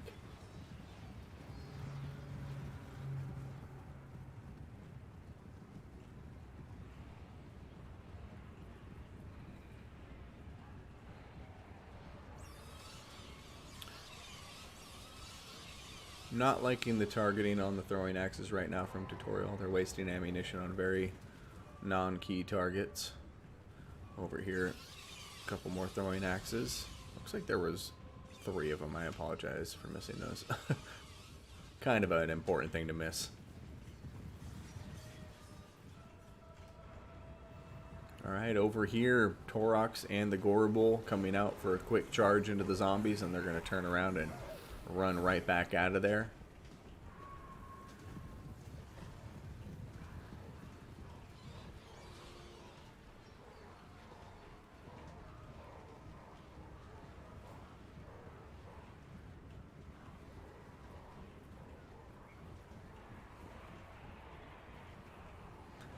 Vampires just pushing forward very patiently, trying to kind of like, push the Beastmen into the white line. Looks like the Beastmen are going to start pushing out, though, with the counter charge from their own infantry, at least on the left flank. Right flank is not moving forward, so it looks like they may be refusing the engagement on this side.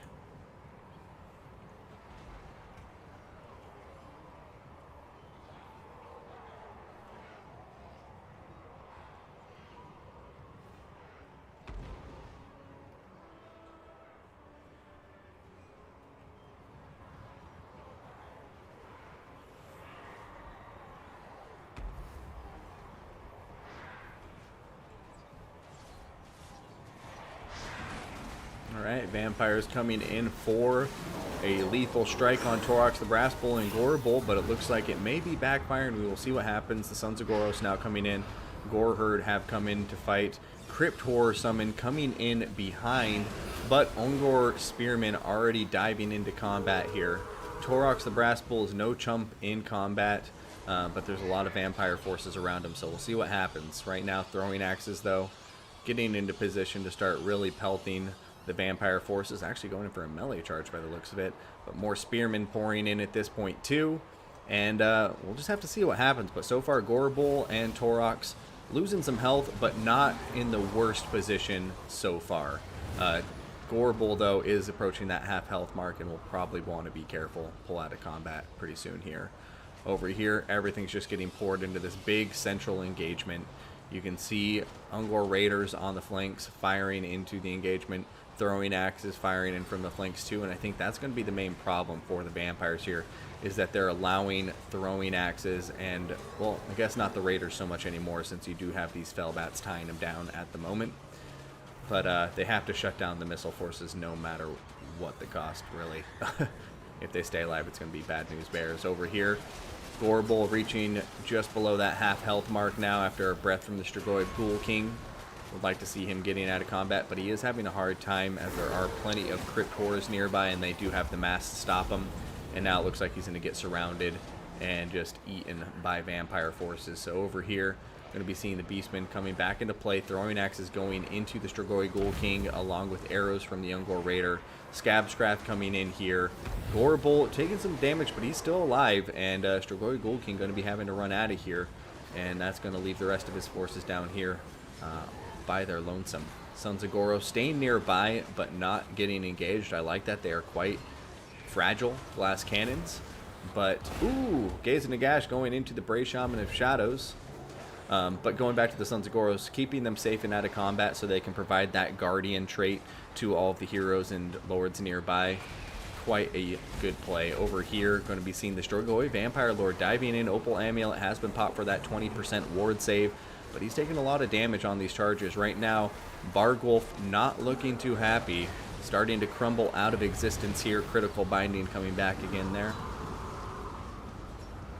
But Beastmen with the throwing axes still getting a nice surround, throwing in that missile pressure, but the throwing axes are on the last of their ammunition. Raiders, on the other hand, still have plenty to fire into here. Gore Bull damaged, but still in the fight. And one of these Vargulfs looks like it's going to be going down for the count pretty soon here. Torox, the Brass Bull, just knocked him over, and boom, there goes a shatter, and the balance of power in favor of the Beastmen now.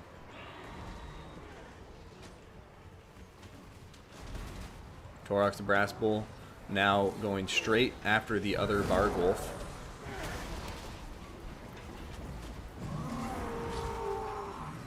Man, he's a monster. You got to keep in mind he does fire damage too, so against the Vargulfs and the Terrorgeist, he does 22% bonus damage because they have that weakness to fire. Over here, another breath coming in. Ooh, never mind Gaze and Nagash, I meant. On top of Torox the Brass Bull, doing some decent damage. Torox is definitely feeling the hurt now.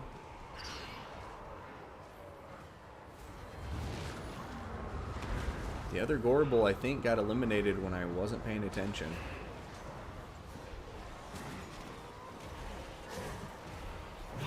Torox coming in, Sons of Goros coming in. Everybody's in this fight. Torox in a very strong position right now if he's able to pin the Strigoi Ghoul King in place. Vargulf's coming in to even the odds though, but Torox staying in the fight. His leadership is high. His attack animations are absolutely insane, and he ain't backing down.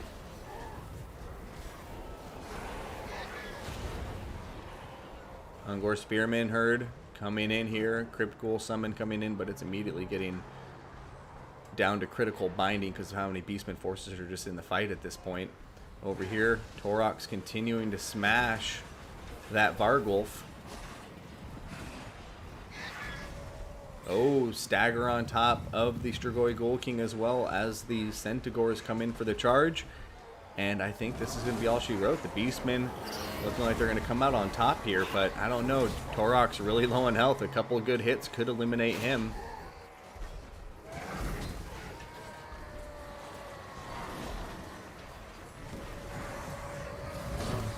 Oh. Vargulf just getting smacked to the ground by Torox. And now it's down for the count. Shigoi Vampire King, or Shigoi Ghoul King, is pinned in the ground by Centaurs. And I think that's going to be all she wrote. Torox the Brax Bull going to lead the Beastmen to victory here. Tutorial going to take a quick 1-0 lead over AC Moore.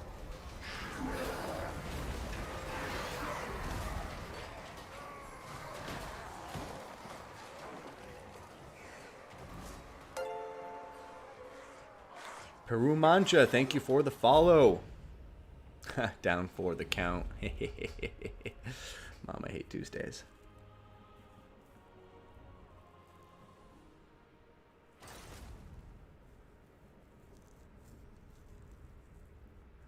Torox is a beast. I mean, the fire damage too, like that's something that I think, like as a vampire player, you need to be constantly aware of. Is like Vargulfs and Terrorgeist are cool, but Torox is a really popular lord right now, and with that fire damage, it's a really 22% weakness to flame is nothing to scoff at.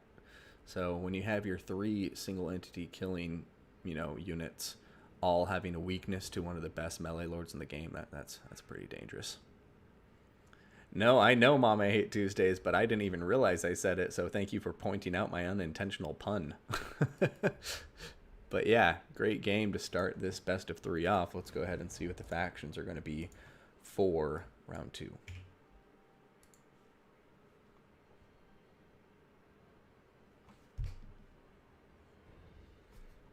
And do give me one moment, people. I will be right back. Go tell your friends that we have some excellent battles ahead, as the bracket is how you say it, stacked. Coming over here to said bracket. You can see here, Ice Power and Evenstar going to be up in the other semifinal.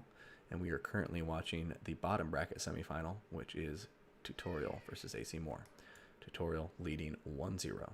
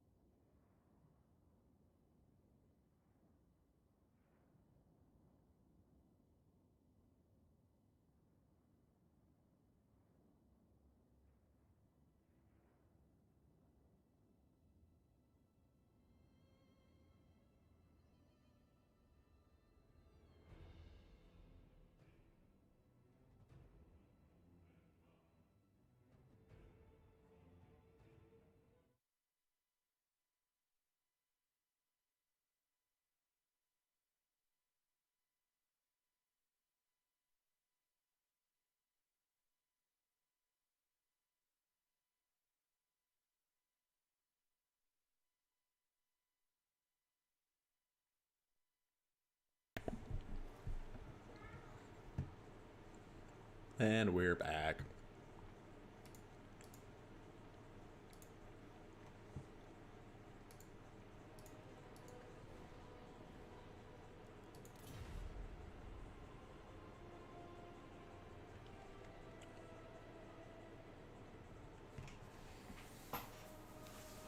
Alright, so AC Moore picking Pillar of Bone with Chaos and Tomb Kings.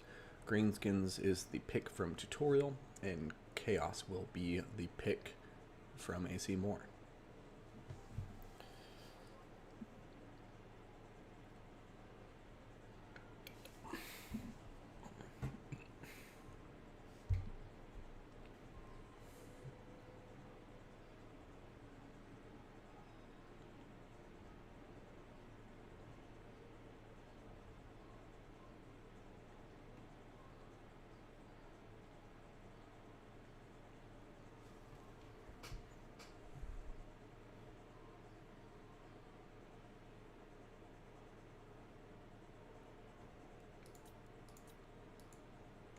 I'm excited to cover this Greenskin army. It's wonky.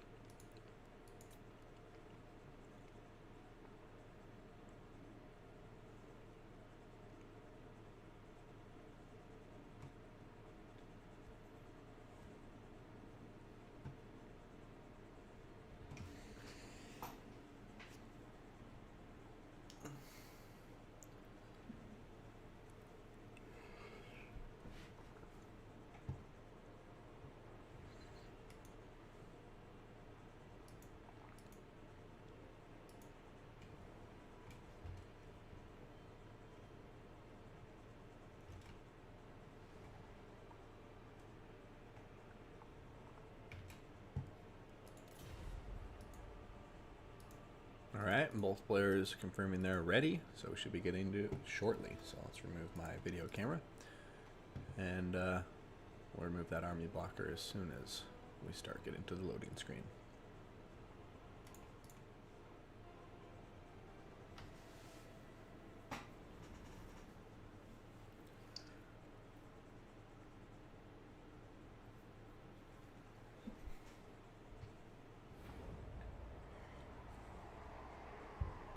And here we go, ladies and gentlemen. It is Tutorial's match point, bringing the Greenskins against AC Moore's Warriors of Chaos. The map is Pillar of Bone. Home field advantage going to the Greenskins.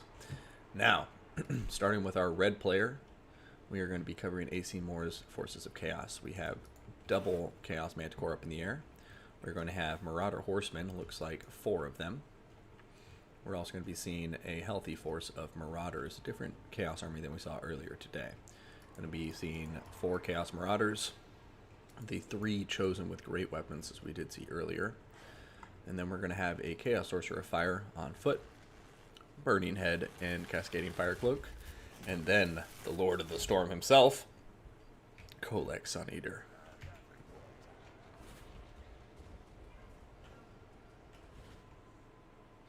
Now for our blue player, bringing the Greenskins, we have quite a different army. Going to have 4 Forest Goblin Spider Rider Archers, 3 Forest Goblin Spider Riders. Also going to have 4 Nasty Skulkers, and 5 Orc Boy Infantry units. Down on the ground, we're going to have 2 Goblin Big Bosses on top of their wolves with Slippery, and they need stabbing. And then up in the air, we are going to have Azag, my personal favorite Greenskin Lord, top of his Wyvern Skull Muncha. He's going to have Azag's Art Armor, Foe Seeker, Spirit Leech, Slaga Slashes, and Life Leeching. And then last but never least, we have a 9 Chevron Doom Diver Catapult for the superior Doom Diver Kamikaze. Want to make sure they're super accurate, so you rank them up 9 times. And here we go.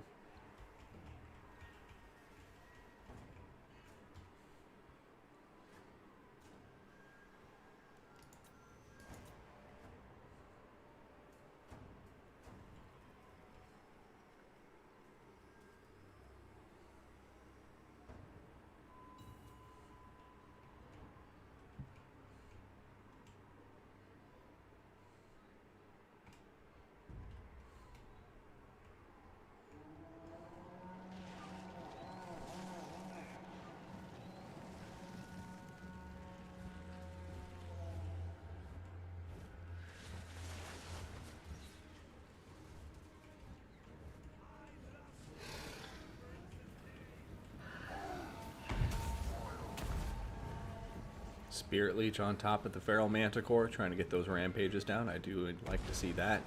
Doomdiver Catapults going for the Chosen with great weapons.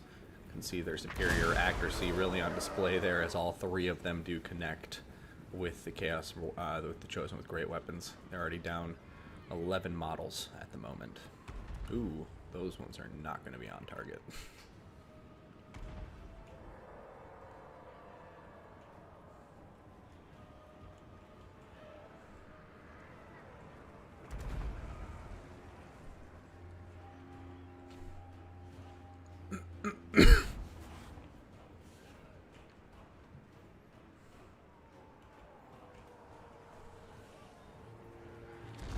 Ooh, very nice connection from the Doomdiver Catapults now as they're kind of getting these shots down the line, but another swing and a miss there from that Doomdiver round.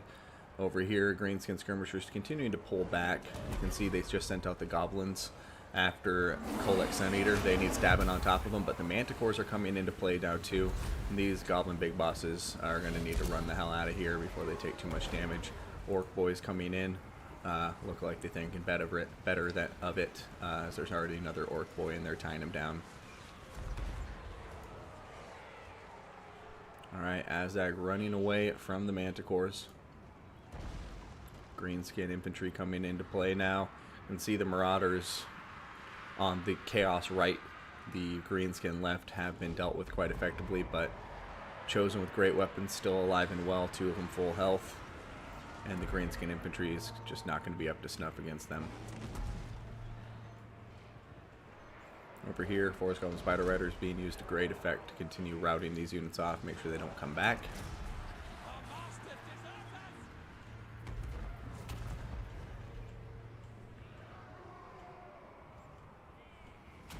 Doomdiver Catapult going to continue firing away.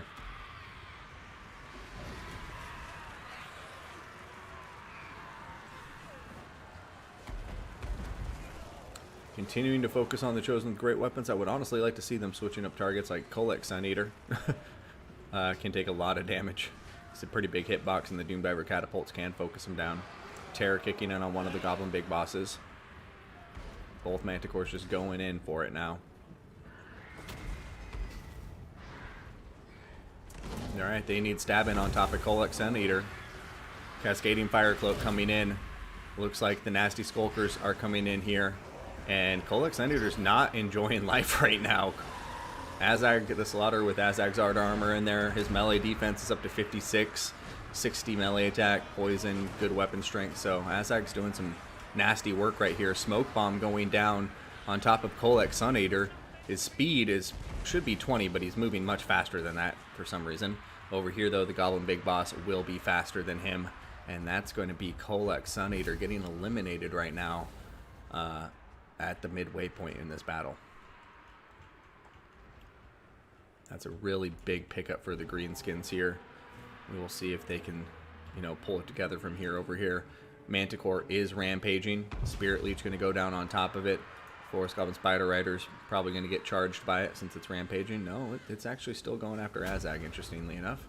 There goes Foe Seeker. Just so Azag can maintain a safe distance from him at 138 speed compared to 85. Azag is just almost twice as fast. Forest Goblin Spider Riders continuing to eliminate the remaining Marauders.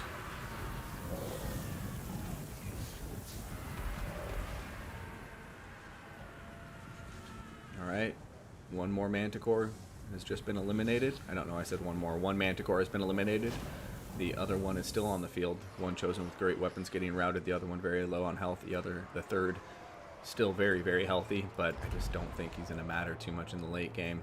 Doomdiver Catapult continuing to fire away, but is starting to run low on ammunition. Only 6 shots left.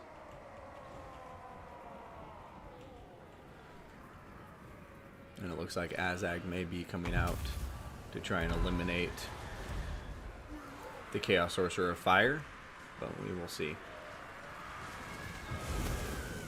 Cascading Fire Cloak going down on top of the Feral Manticore. But Azag being utilized very, very well by Tutorial. That good speed, keeping him safe, keeping him away from everybody else.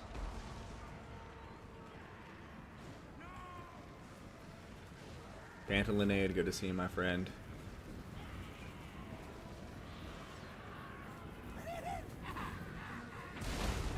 Oh.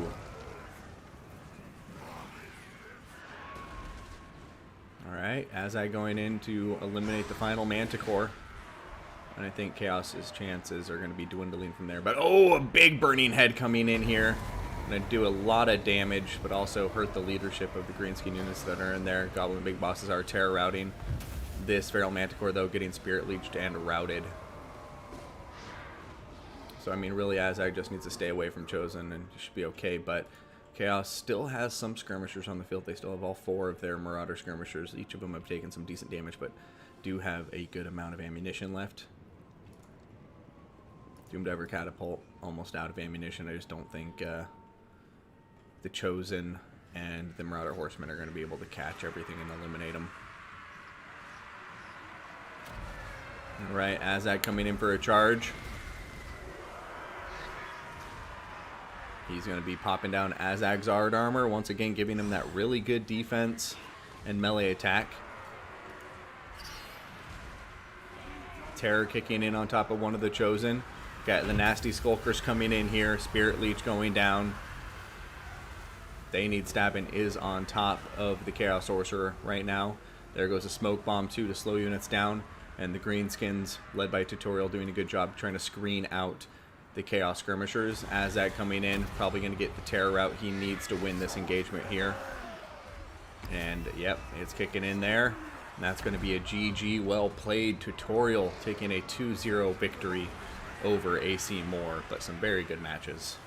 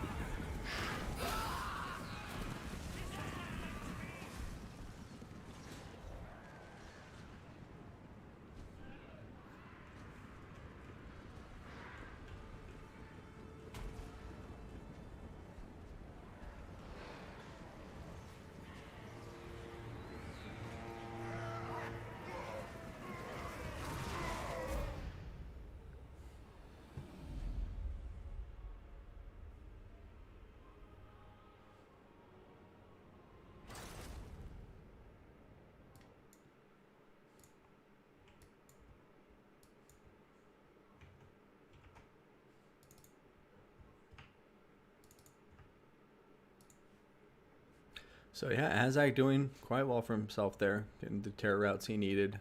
Goblin Big Bosses double teaming up on Kolek, working out quite well there too. Doomed Ever Catapult, almost 2,000 value, really paying for itself even with the 9 chevrons. And you know, Kolek having a hard time there. I just think the 3 chosen with great weapons, I've seen that twice from AC Moore today, and neither times has it worked. I'm not a big fan of it. I know some people use it to like counter the potential for Black Orcs and things like that, but I don't know. I just don't know how I feel about 3 chosen. That's quite an investment in infantry. But GG's to AC Moore. See you around, my friend. And Tutorial, best of luck in the final. We will see you there momentarily. And Axstock, thank you for the follow.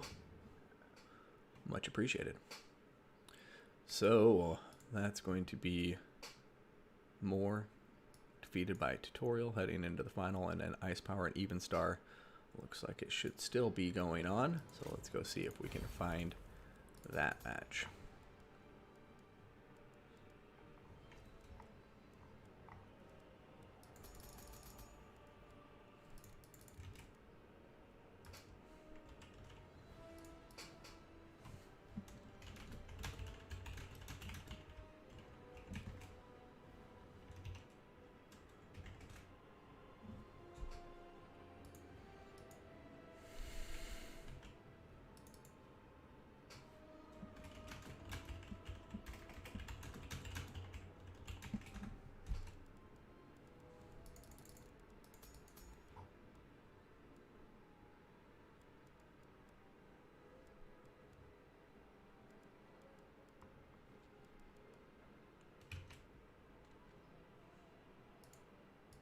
Alright, just trying to get a hold of Evenstar and Ice Power to see if we can catch the last couple battles in their match, but I think they're actually currently in battle. So we may have a little bit of downtime. Jelliot, good to see you, man. Aaron Foxy, good to see you there too.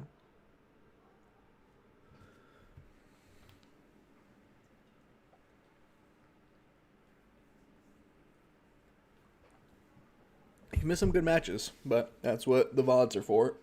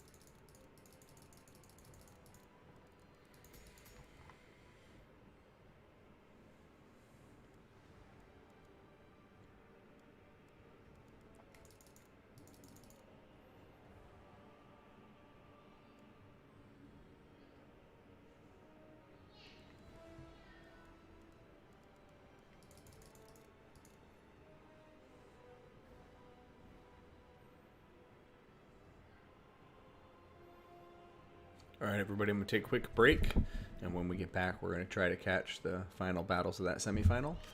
And if not... Oh, wait, hold on. Looks like Ice Power may have just replied to me.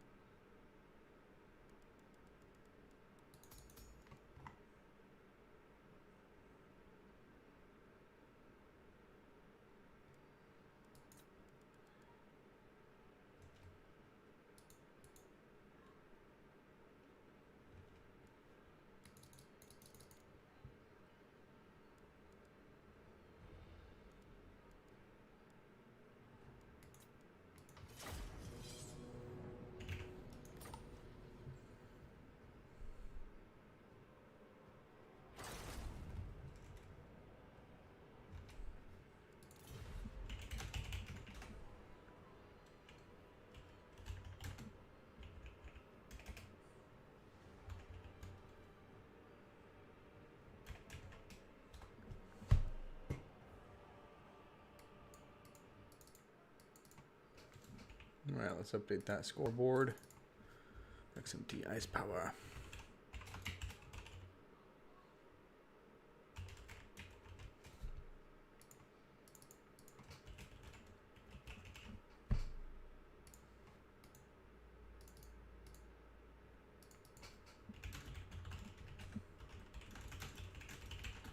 All right, looks like Evenstar just reached out to me and say he actually has to concede as he has to leave early. So it looks like we'll just be going on to the final, which will be Ice Power versus Tutorial. So apologies to anybody who was hoping to see Evenstar today. It does look like he had to drop out. So let's go ahead and throw up the display capture and we can update the scoreboard.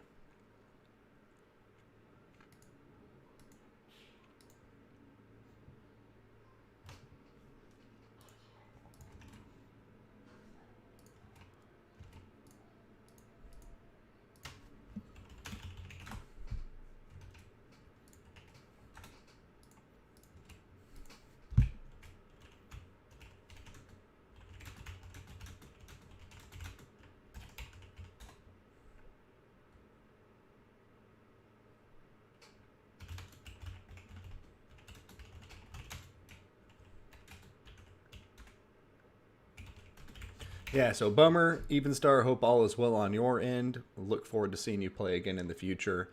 He will have to concede defeat from there.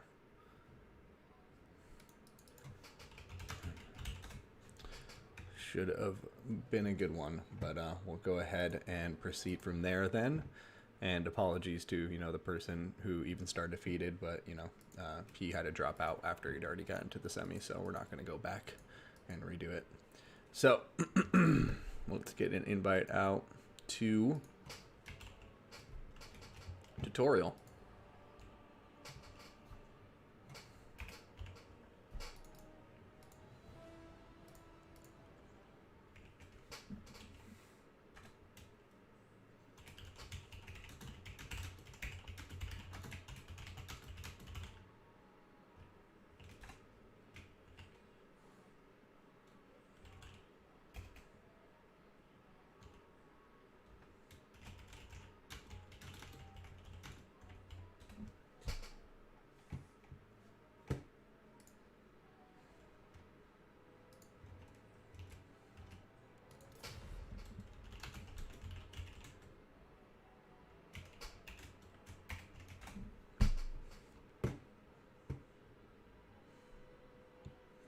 No drama today, I guess. Well, no drama, at least in the tournament sense. The tournament's been going pretty smoothly, actually. But yeah, hopefully nothing serious or too dramatic going on in real life.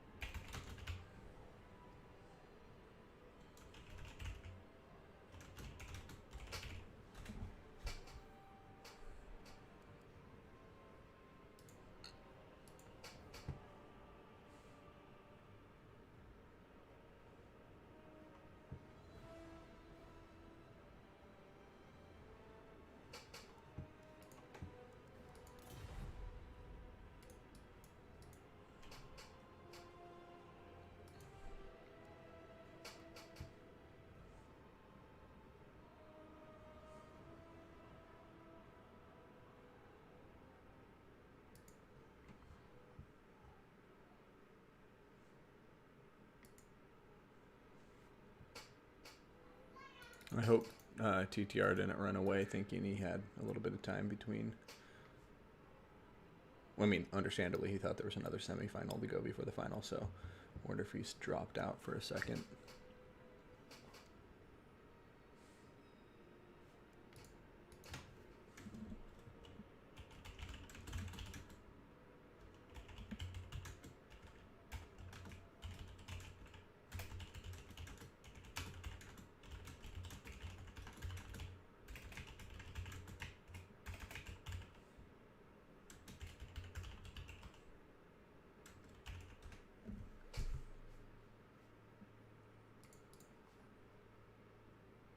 All right, ladies and gentlemen, be right back.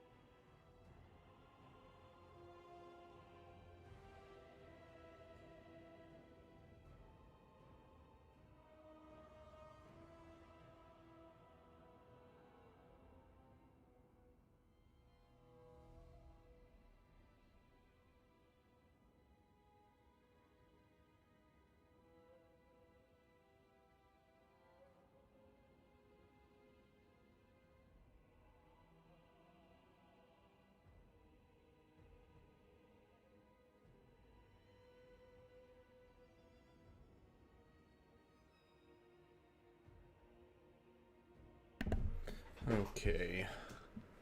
Looks like our players are both here. Ashen is the map, but Dark Elves and Empire are his picks. And we'll see what tutorial responds with. I suppose Beastmen would make sense as a counter, but he has not confirmed yet.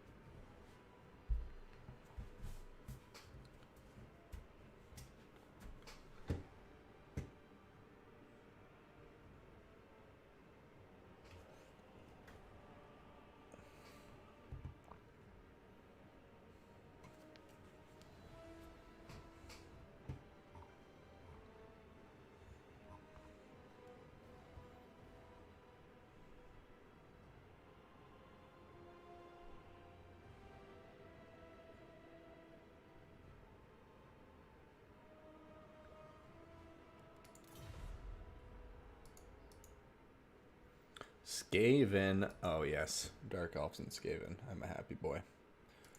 Blue faction for the Dark Elves.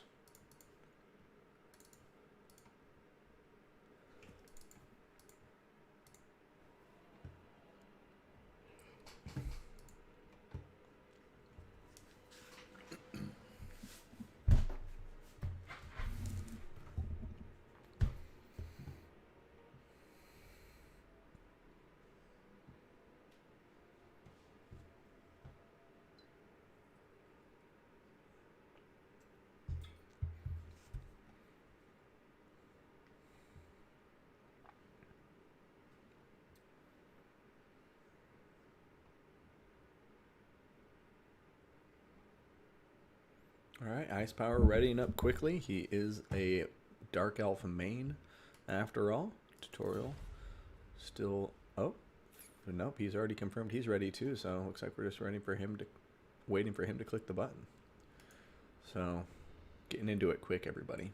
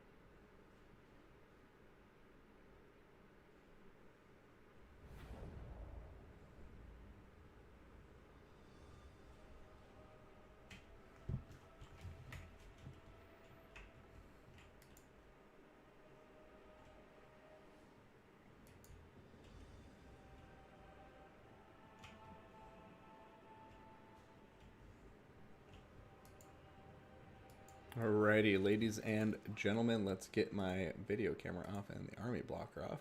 Sorry about that. And cover our Dark Elf army in blue, being led by XMT Ice Power. Going to have 4 Dark Riders with shields. We're then going to have 1, 2, 3 units of Bleak Swords and 1, 2, 3, 4 units of Dread Spears. We are going to be looking down here at a chariot force of 3 Scourge Runner chariots. Going to have a Sorceress of Beast on foot. She's going to have the Manticore summon and Wissen's Wild form. Lokir Fellheart on foot. He is going to be bringing... Lokir Fellheart is going to have Dreaded Duelist, Helm of the Kraken, and Merciless Slaver.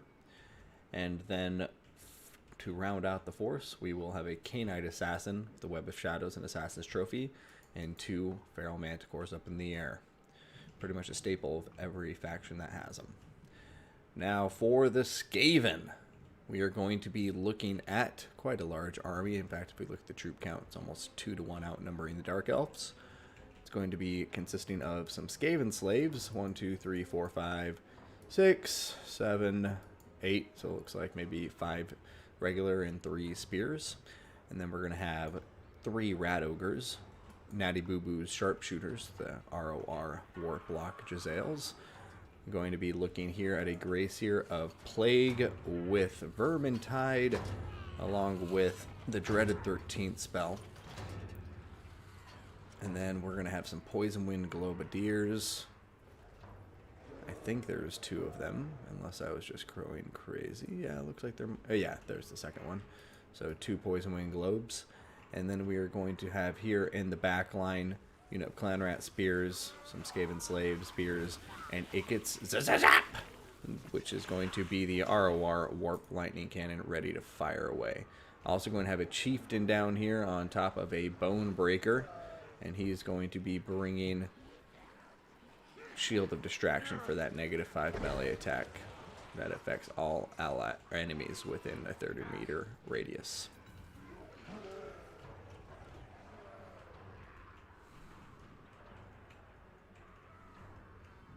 Alright, sharpshooters opening fire into the bleak swords right now. Bleak swords do have silver shields, so they're not going to mind too much, but immediately you're going to change targets onto the Scourgeburner chariots. Much more valuable target for the Warplock Jezzails to be focusing down.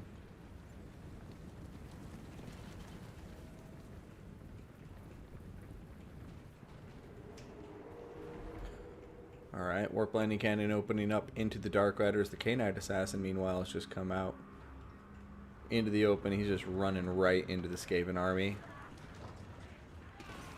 Skaven don't have too much to punish him after all. Lokir, Fellheart, and the Assassin just both going in. No hesitation whatsoever. It looks like the Skaven are trying their best to isolate and remove the K-Knight Assassin, and I think, yeah, this K-Knight Assassin bit off a bit more than he could chew if the Skaven can successfully, you know, keep him back here. But it does look like they're not going to be able to pin him in place. Alright, Web of Shadows has been popped. Assassin's Trophy is on top of the Gracier of Plague as well. Clan Rat Summon coming down here. Going to be seeing the Warp Lightning just focusing on the Feral Manticores. Having a hard time hitting them for some reason. Over here, the Dark Elf Manticore Summon on top of the Gracier, doing some damage. Bone Breaker and the Chieftain smashing that Manticore, though, getting it to rampage quite quickly. There goes a hit on top of the Manticores from the Warp Lightning Cannon, but let's take a higher look at the view here as we see the Dark Elves pressuring the flanks. Oh, beautiful rear charge into these Rat Ogres. Rat Ogres can do well on the charge here, but if they get an unopposed engagement, then they're going to be in bad shape here, especially with the Dreads here pushing up to support. So Skaven looking like they're kind of on their heels at the moment. Dark Elves are starting to pick up some momentum with their chariots and their Dark Riders.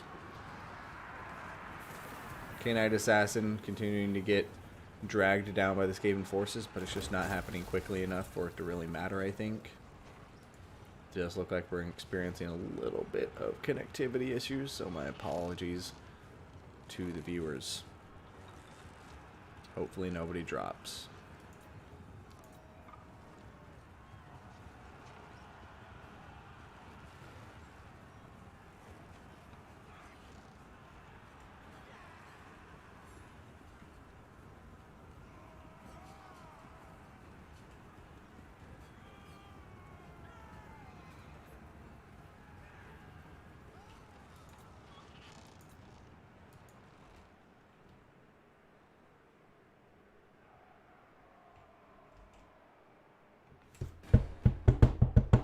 Trying to knock on wood here.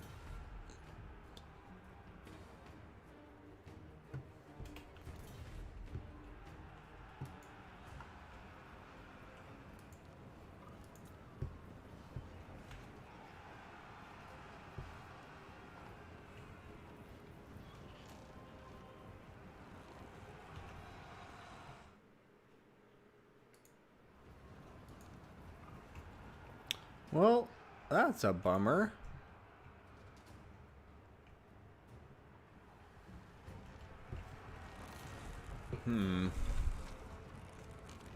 I'll give it another 60 seconds before we just...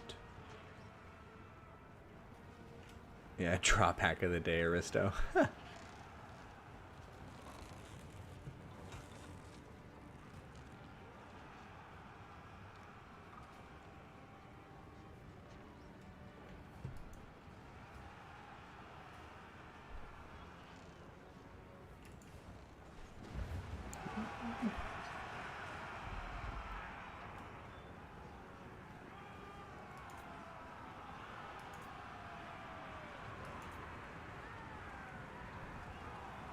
I'm not going to say anything.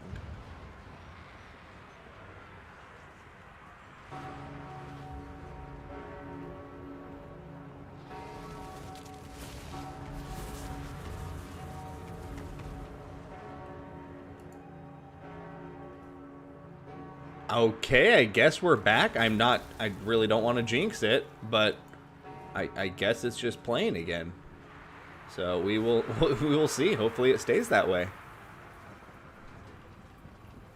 Does still look like we're having a little bit of issues, but you can see the players are giving commands again, so huzzah. Looks like we're back. Wow, that's a rare occurrence. So over here, seeing the Manticores continuing to just run amok around the field. Skaven are starting to get some pickups here and there, though. You can see that the Scourgerunner Chariot's still alive and well, and that's going to be a big problem for the Skaven forces in the long haul. But over here, you see the Bone Breaker and some Rat Ogres and the Clan Rat Spears actually doing decently well against some of the Dark Elves here. But as I say that, I'm going to eat my words. I'm going to see Mounts of Power continuing to crawl against the Skaven here. Over here, Greyseer starting to plow through the Dread Spears. We're going to be seeing some Storm Vermin with Halberds coming up from the rear too to get a nice engagement, and we'll see what happens. I mean, this is still anybody's game. Manticores are low on health, so is the Skaven Lord. However, Scourgerunner Chariots just being a pain in the dick, just continually sniping down the Greyseer with their ammunition. Looks like over here they're actually switching up targets onto the Chieftain, perhaps. Going to be seeing the Manticores start to rout. If the Skaven can fire at them and rout them off the map, that would be a huge win. Dark Riders getting down on top of the Skaven firepower, though, and that's going to be painful. Natty Boo Boo Sharpshooter is going to be an absolutely pivotal unit to keep here into the late game, so you can keep pressure on top of these units. This Manticore is routing, but not really. He's just, like, thinking about life. There he goes. Now he's routing again as the Warp Lightning Cannon gets another shot off into his ass. Ooh, but Dark Elves looking to be resurgent. Manticore summon coming in fresh and healthy, and that's going to be very, very dangerous here for the Skaven forces as we get into the late game. However, the actual Manticores, one of them, oh, it just came back, so both of the Manticores are alive. They are tattered and at extreme risk of being rampaged, but right now it looks like the Dark Elves are bringing this back. What a back and forth match we have been seeing here. Over here, one of the Manticores is getting focused by the Warp Landing Cannon, and it is going to rout as a result. Going to be seeing a beautifully placed Scorch going down onto the Dread Spears. Natty Boo Boo Sharpshooters eliminating some more Dark Riders.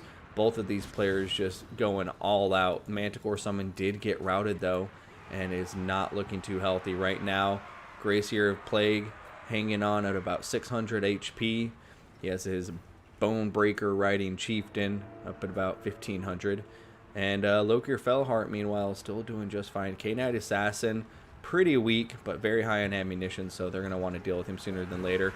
Bone Breaker, Chieftain just coming in there and smashing that K-Knight Assassin to pieces. That big old Warp Stone drill. And, man, I know the balance power is very against the Skaven right now, but with the K-Knight Assassin being dealt with and the Greyseer of Plague potentially getting killed, the Sorceress of Beast potentially getting killed, that could really change the dynamic of this game. I also have to keep in mind the Warp Lightning Cannon is still firing away. Scourgerunner Chariots, though, going to be close to killing off the Greyseer completely. Greyseer of Plague, though, getting at least one more Clan Rat summon in before he goes down for the count.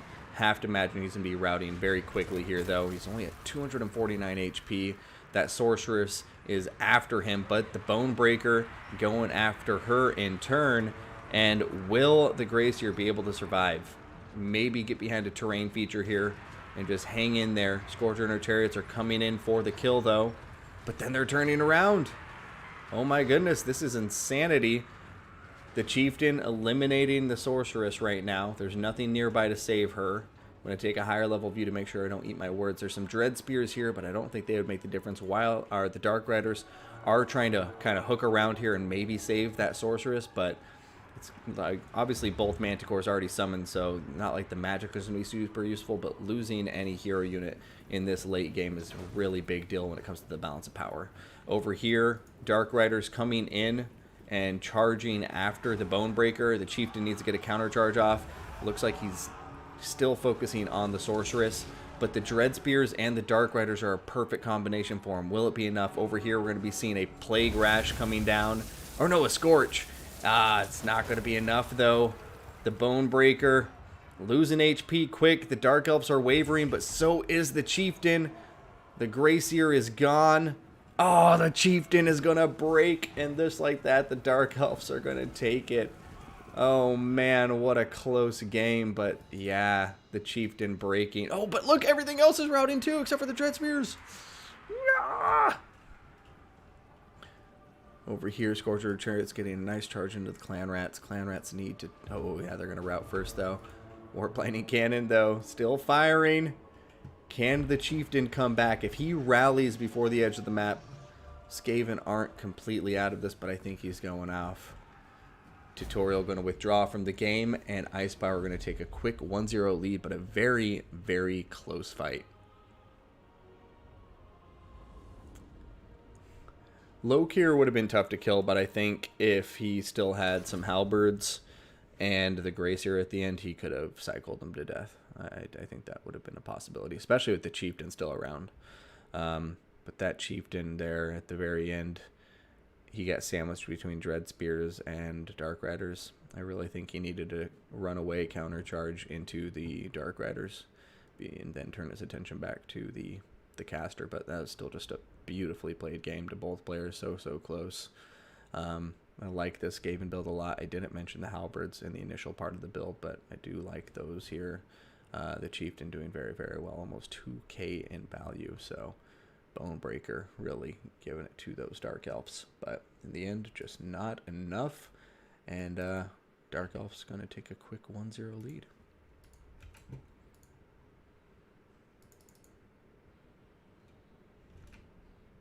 I am also very glad that they were able to finish that game because it was very close.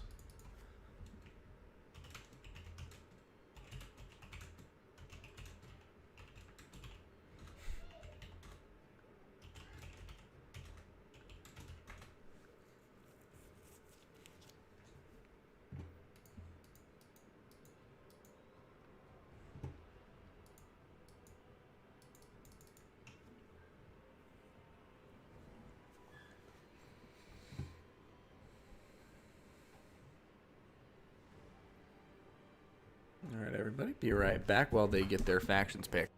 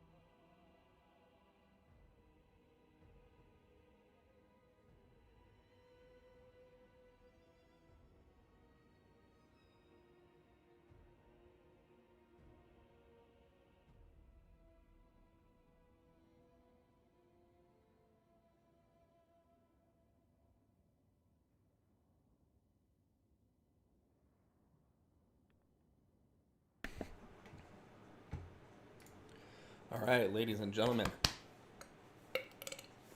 Excuse me. I could have done that before I started the microphone, but I didn't because I know you wanted to hear it. But here we are, Dark Elves, Skaven matchup going to the Dark Elves, and we are now seeing Tutorial pick Karak Ungor as the map, and Beastmen and Lizardmen as his faction pick. So we will see now, or shortly, what Ice Power counter picks with.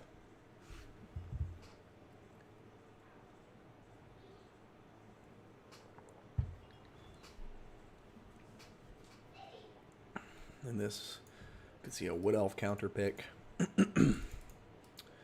Perhaps a Vampire count.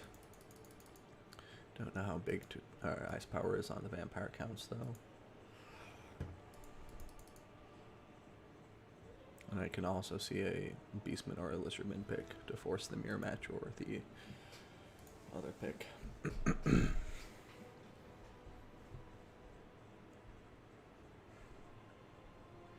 Empire. Interesting. Okay. We'll see. I would anticipate the Beastman here as the counter, but we will see what Tutorial does.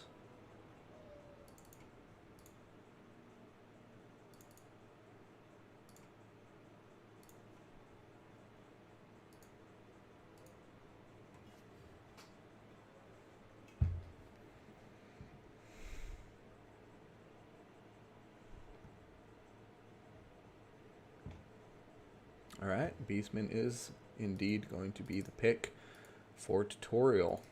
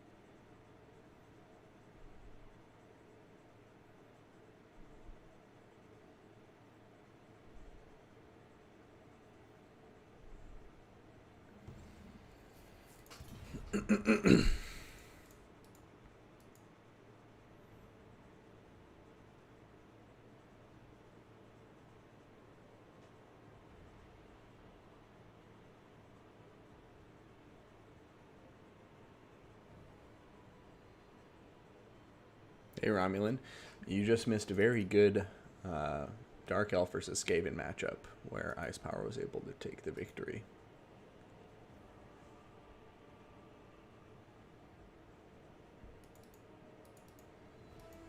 Alright, Tutorial has confirmed he's ready. Just waiting on Ice Power and then we should be good to go.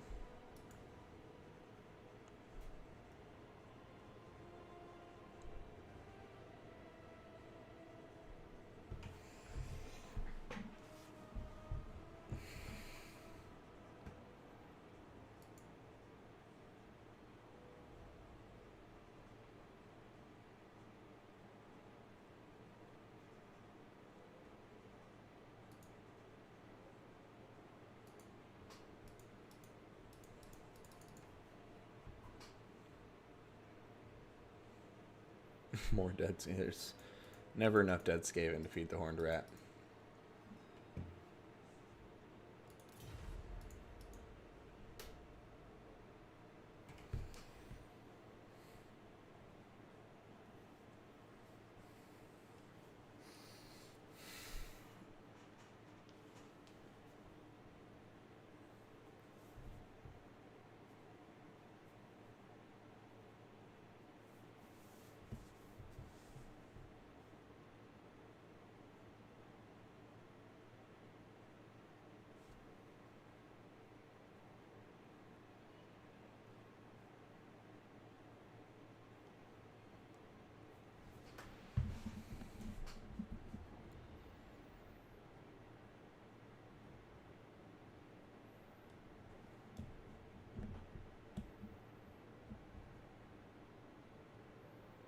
Alright, here we go, ladies and gentlemen.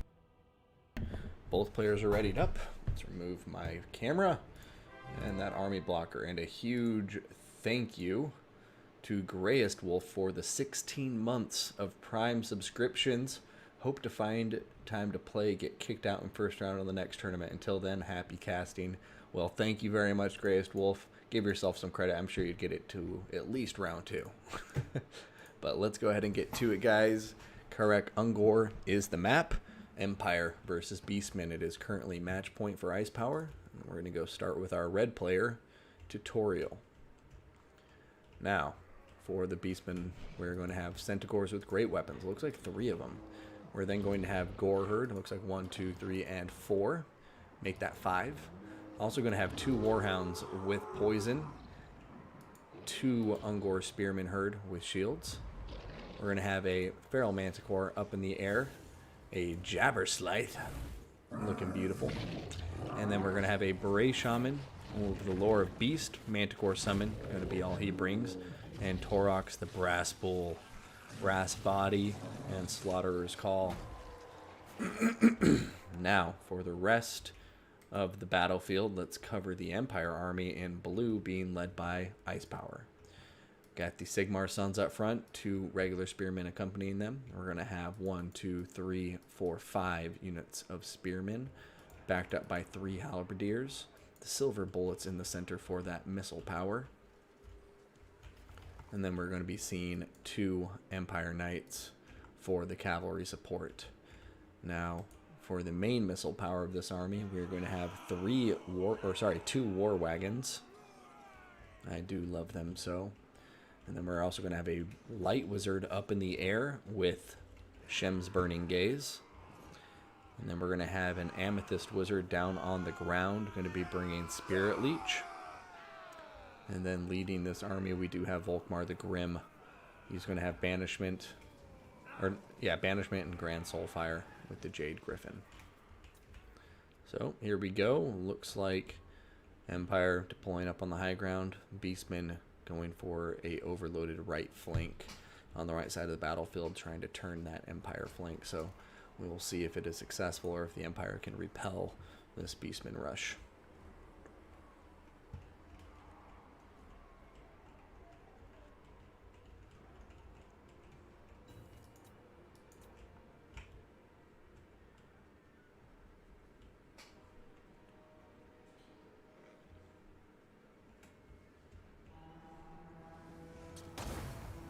Shem's Burning Gaze going down.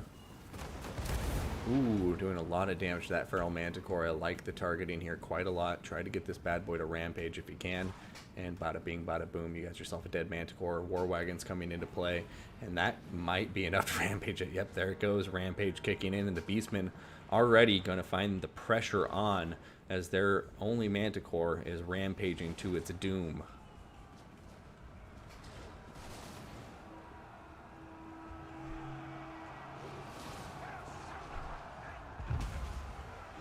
Alright, Spirit Leech going down on top of Torox the Brass Bull. And so far things going smoothly for Ice Power's Empire forces, but the Beastmen front line has now reached the Empire forces, and the Gore Herd are going to start going to town. Manticore Summon coming in from the Beastmen. First Manticore going to be eliminated. There goes the Shatter. And Torox Brass Bull now in the thick of it. So as you can see, the Beastmen just trying to swarm everywhere. Banishment coming down here in the center on top of one of the Gore Herd. Going to be doing some nice damage as they're pinned in place by the Sigmar Sons. And yeah, one very, very nice Banishment going down so far. Over here, the Jabberslythe trying to stay away from the missile units, it would seem. Absolutely has to do that.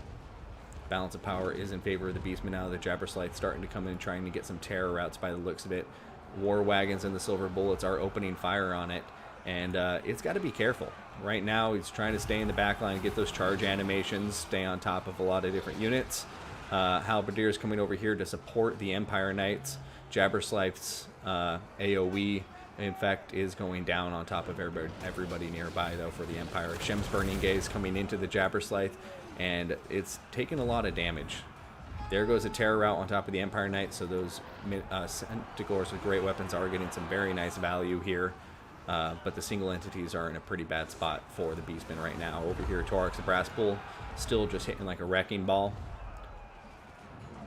Jabberslythe now getting into the thick of it, but I think he's going to be routing here pretty soon. He is wavering. The war wagons aren't going to stop firing, even though he's in the thick of it with them. They can fire while moving, and you can see the route going to be going in for the Jabberslythe now. Beastmen sending in the Warhounds and some Centaurs with great weapons, and this is exactly what they need to deal with these war wagons. But will they be getting there in time, or will these Empire State troops, the Spearmen, the Halberds, be able to get there and save those war wagons from certain death? Over here, going to see Torax the Brass Bull coming in, looking for Volkmar the Grim. He wants to start carving them up with those rune-tortured axes. And let's go ahead and take a higher level of the field, view of the battlefield before I get too caught up in my tunnel vision with the cinematics. Over here, you can see that Beastmen forces kind of regrouping on the peripheries. We will see how they get regrouped and brought back into the fight, but the Empire State troops are pretty much dominating on the battlefield at this point. You know, you still see some gore herd over here hanging in there, but the Empire still just has some very healthy halberds, very healthy spearmen here in the back lines. Well, I guess not spearmen, mostly just halberds. But there we go, Warhounds getting on top of the silver bullets. You can see that the Beastmen are doing a good job here of routing off the units they're able to eliminate using the Centaurs and the Warhounds to great effect here.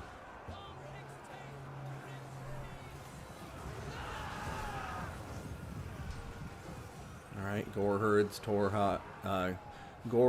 and Torox with the Bray Shaman all here in combat, but I think Torox and the Bray Shaman may want to get out of here sooner rather than later. Over there, another banishment coming down. Looks like it's doing some good damage too. Still doing some damage to these Goreherd it is able to catch. And there goes the final Manticore summon from the Beastmen. And it's do or die now. The balance of power is against them even with the Manticore summon in play. So they really need to get that Manticore killing some things quickly, getting some terror routes. Otherwise, I think their chances of winning this are diminishing quite quickly. Not sure why Torox isn't focusing on these casters at all. The Amethyst Wizard, a couple good hits from Torox and it should be dealt with.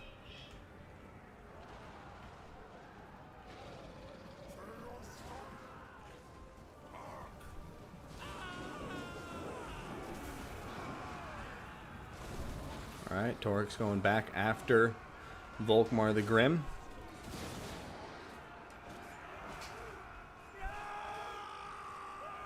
Bray Shaman wavering, looking like he's about to rout. Yep, there it goes. War Wagons going to be firing away at Torox. He's going to dive in, destroy one of the models immediately.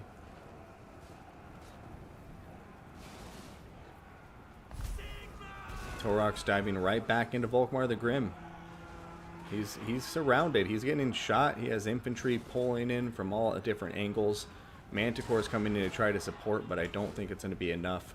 Volkmar is just too slippery, and since he's unbreakable, you know, you can't rely on getting him to rout or something. You have to kill him, and he's regenerating non-stop this entire time. There goes another Spirit Leech, and I think the Empire's going to have this here. Still too early to call, but that's going to be my prediction here.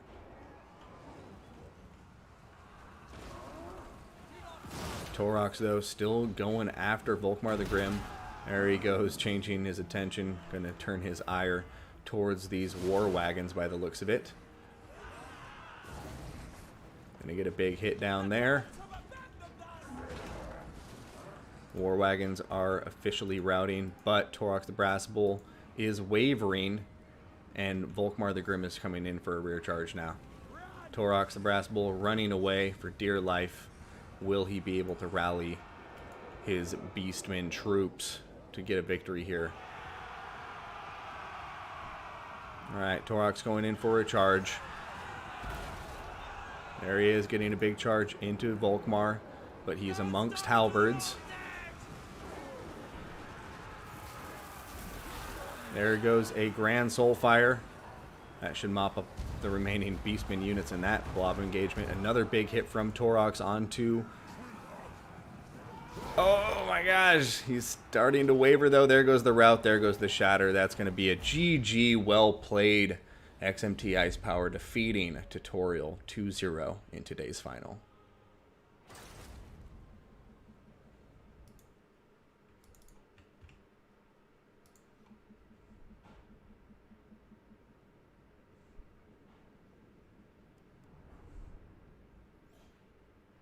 Yeah, I mean, just a very well played, very well built Empire army.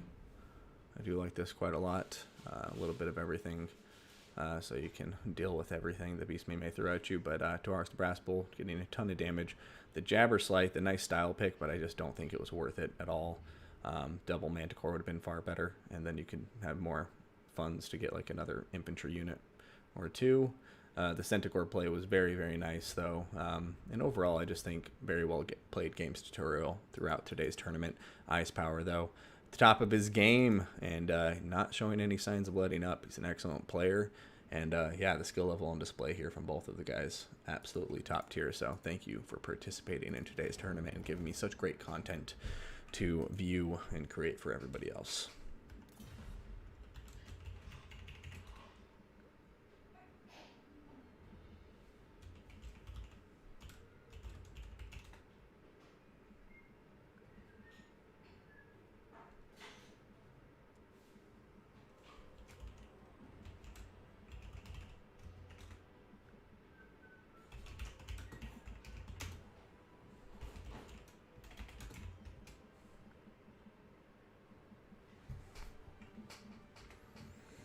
All right. Thank you guys so much for tuning in, to all the players for playing, all the viewers for viewing. And then a big shout out to all of our new followers. We got J Skill. Oh, wait, that was yesterday. Sorry. We got Pyromancha and Axotech as our 2 new followers today. Thank you very much for that.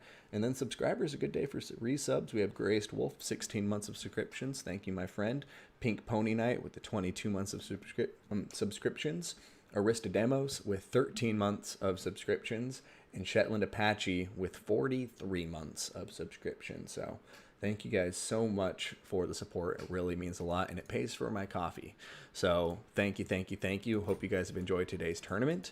But from there, my son HW, going to be signing out, and I will see you all on the battlefield. Take care, everybody.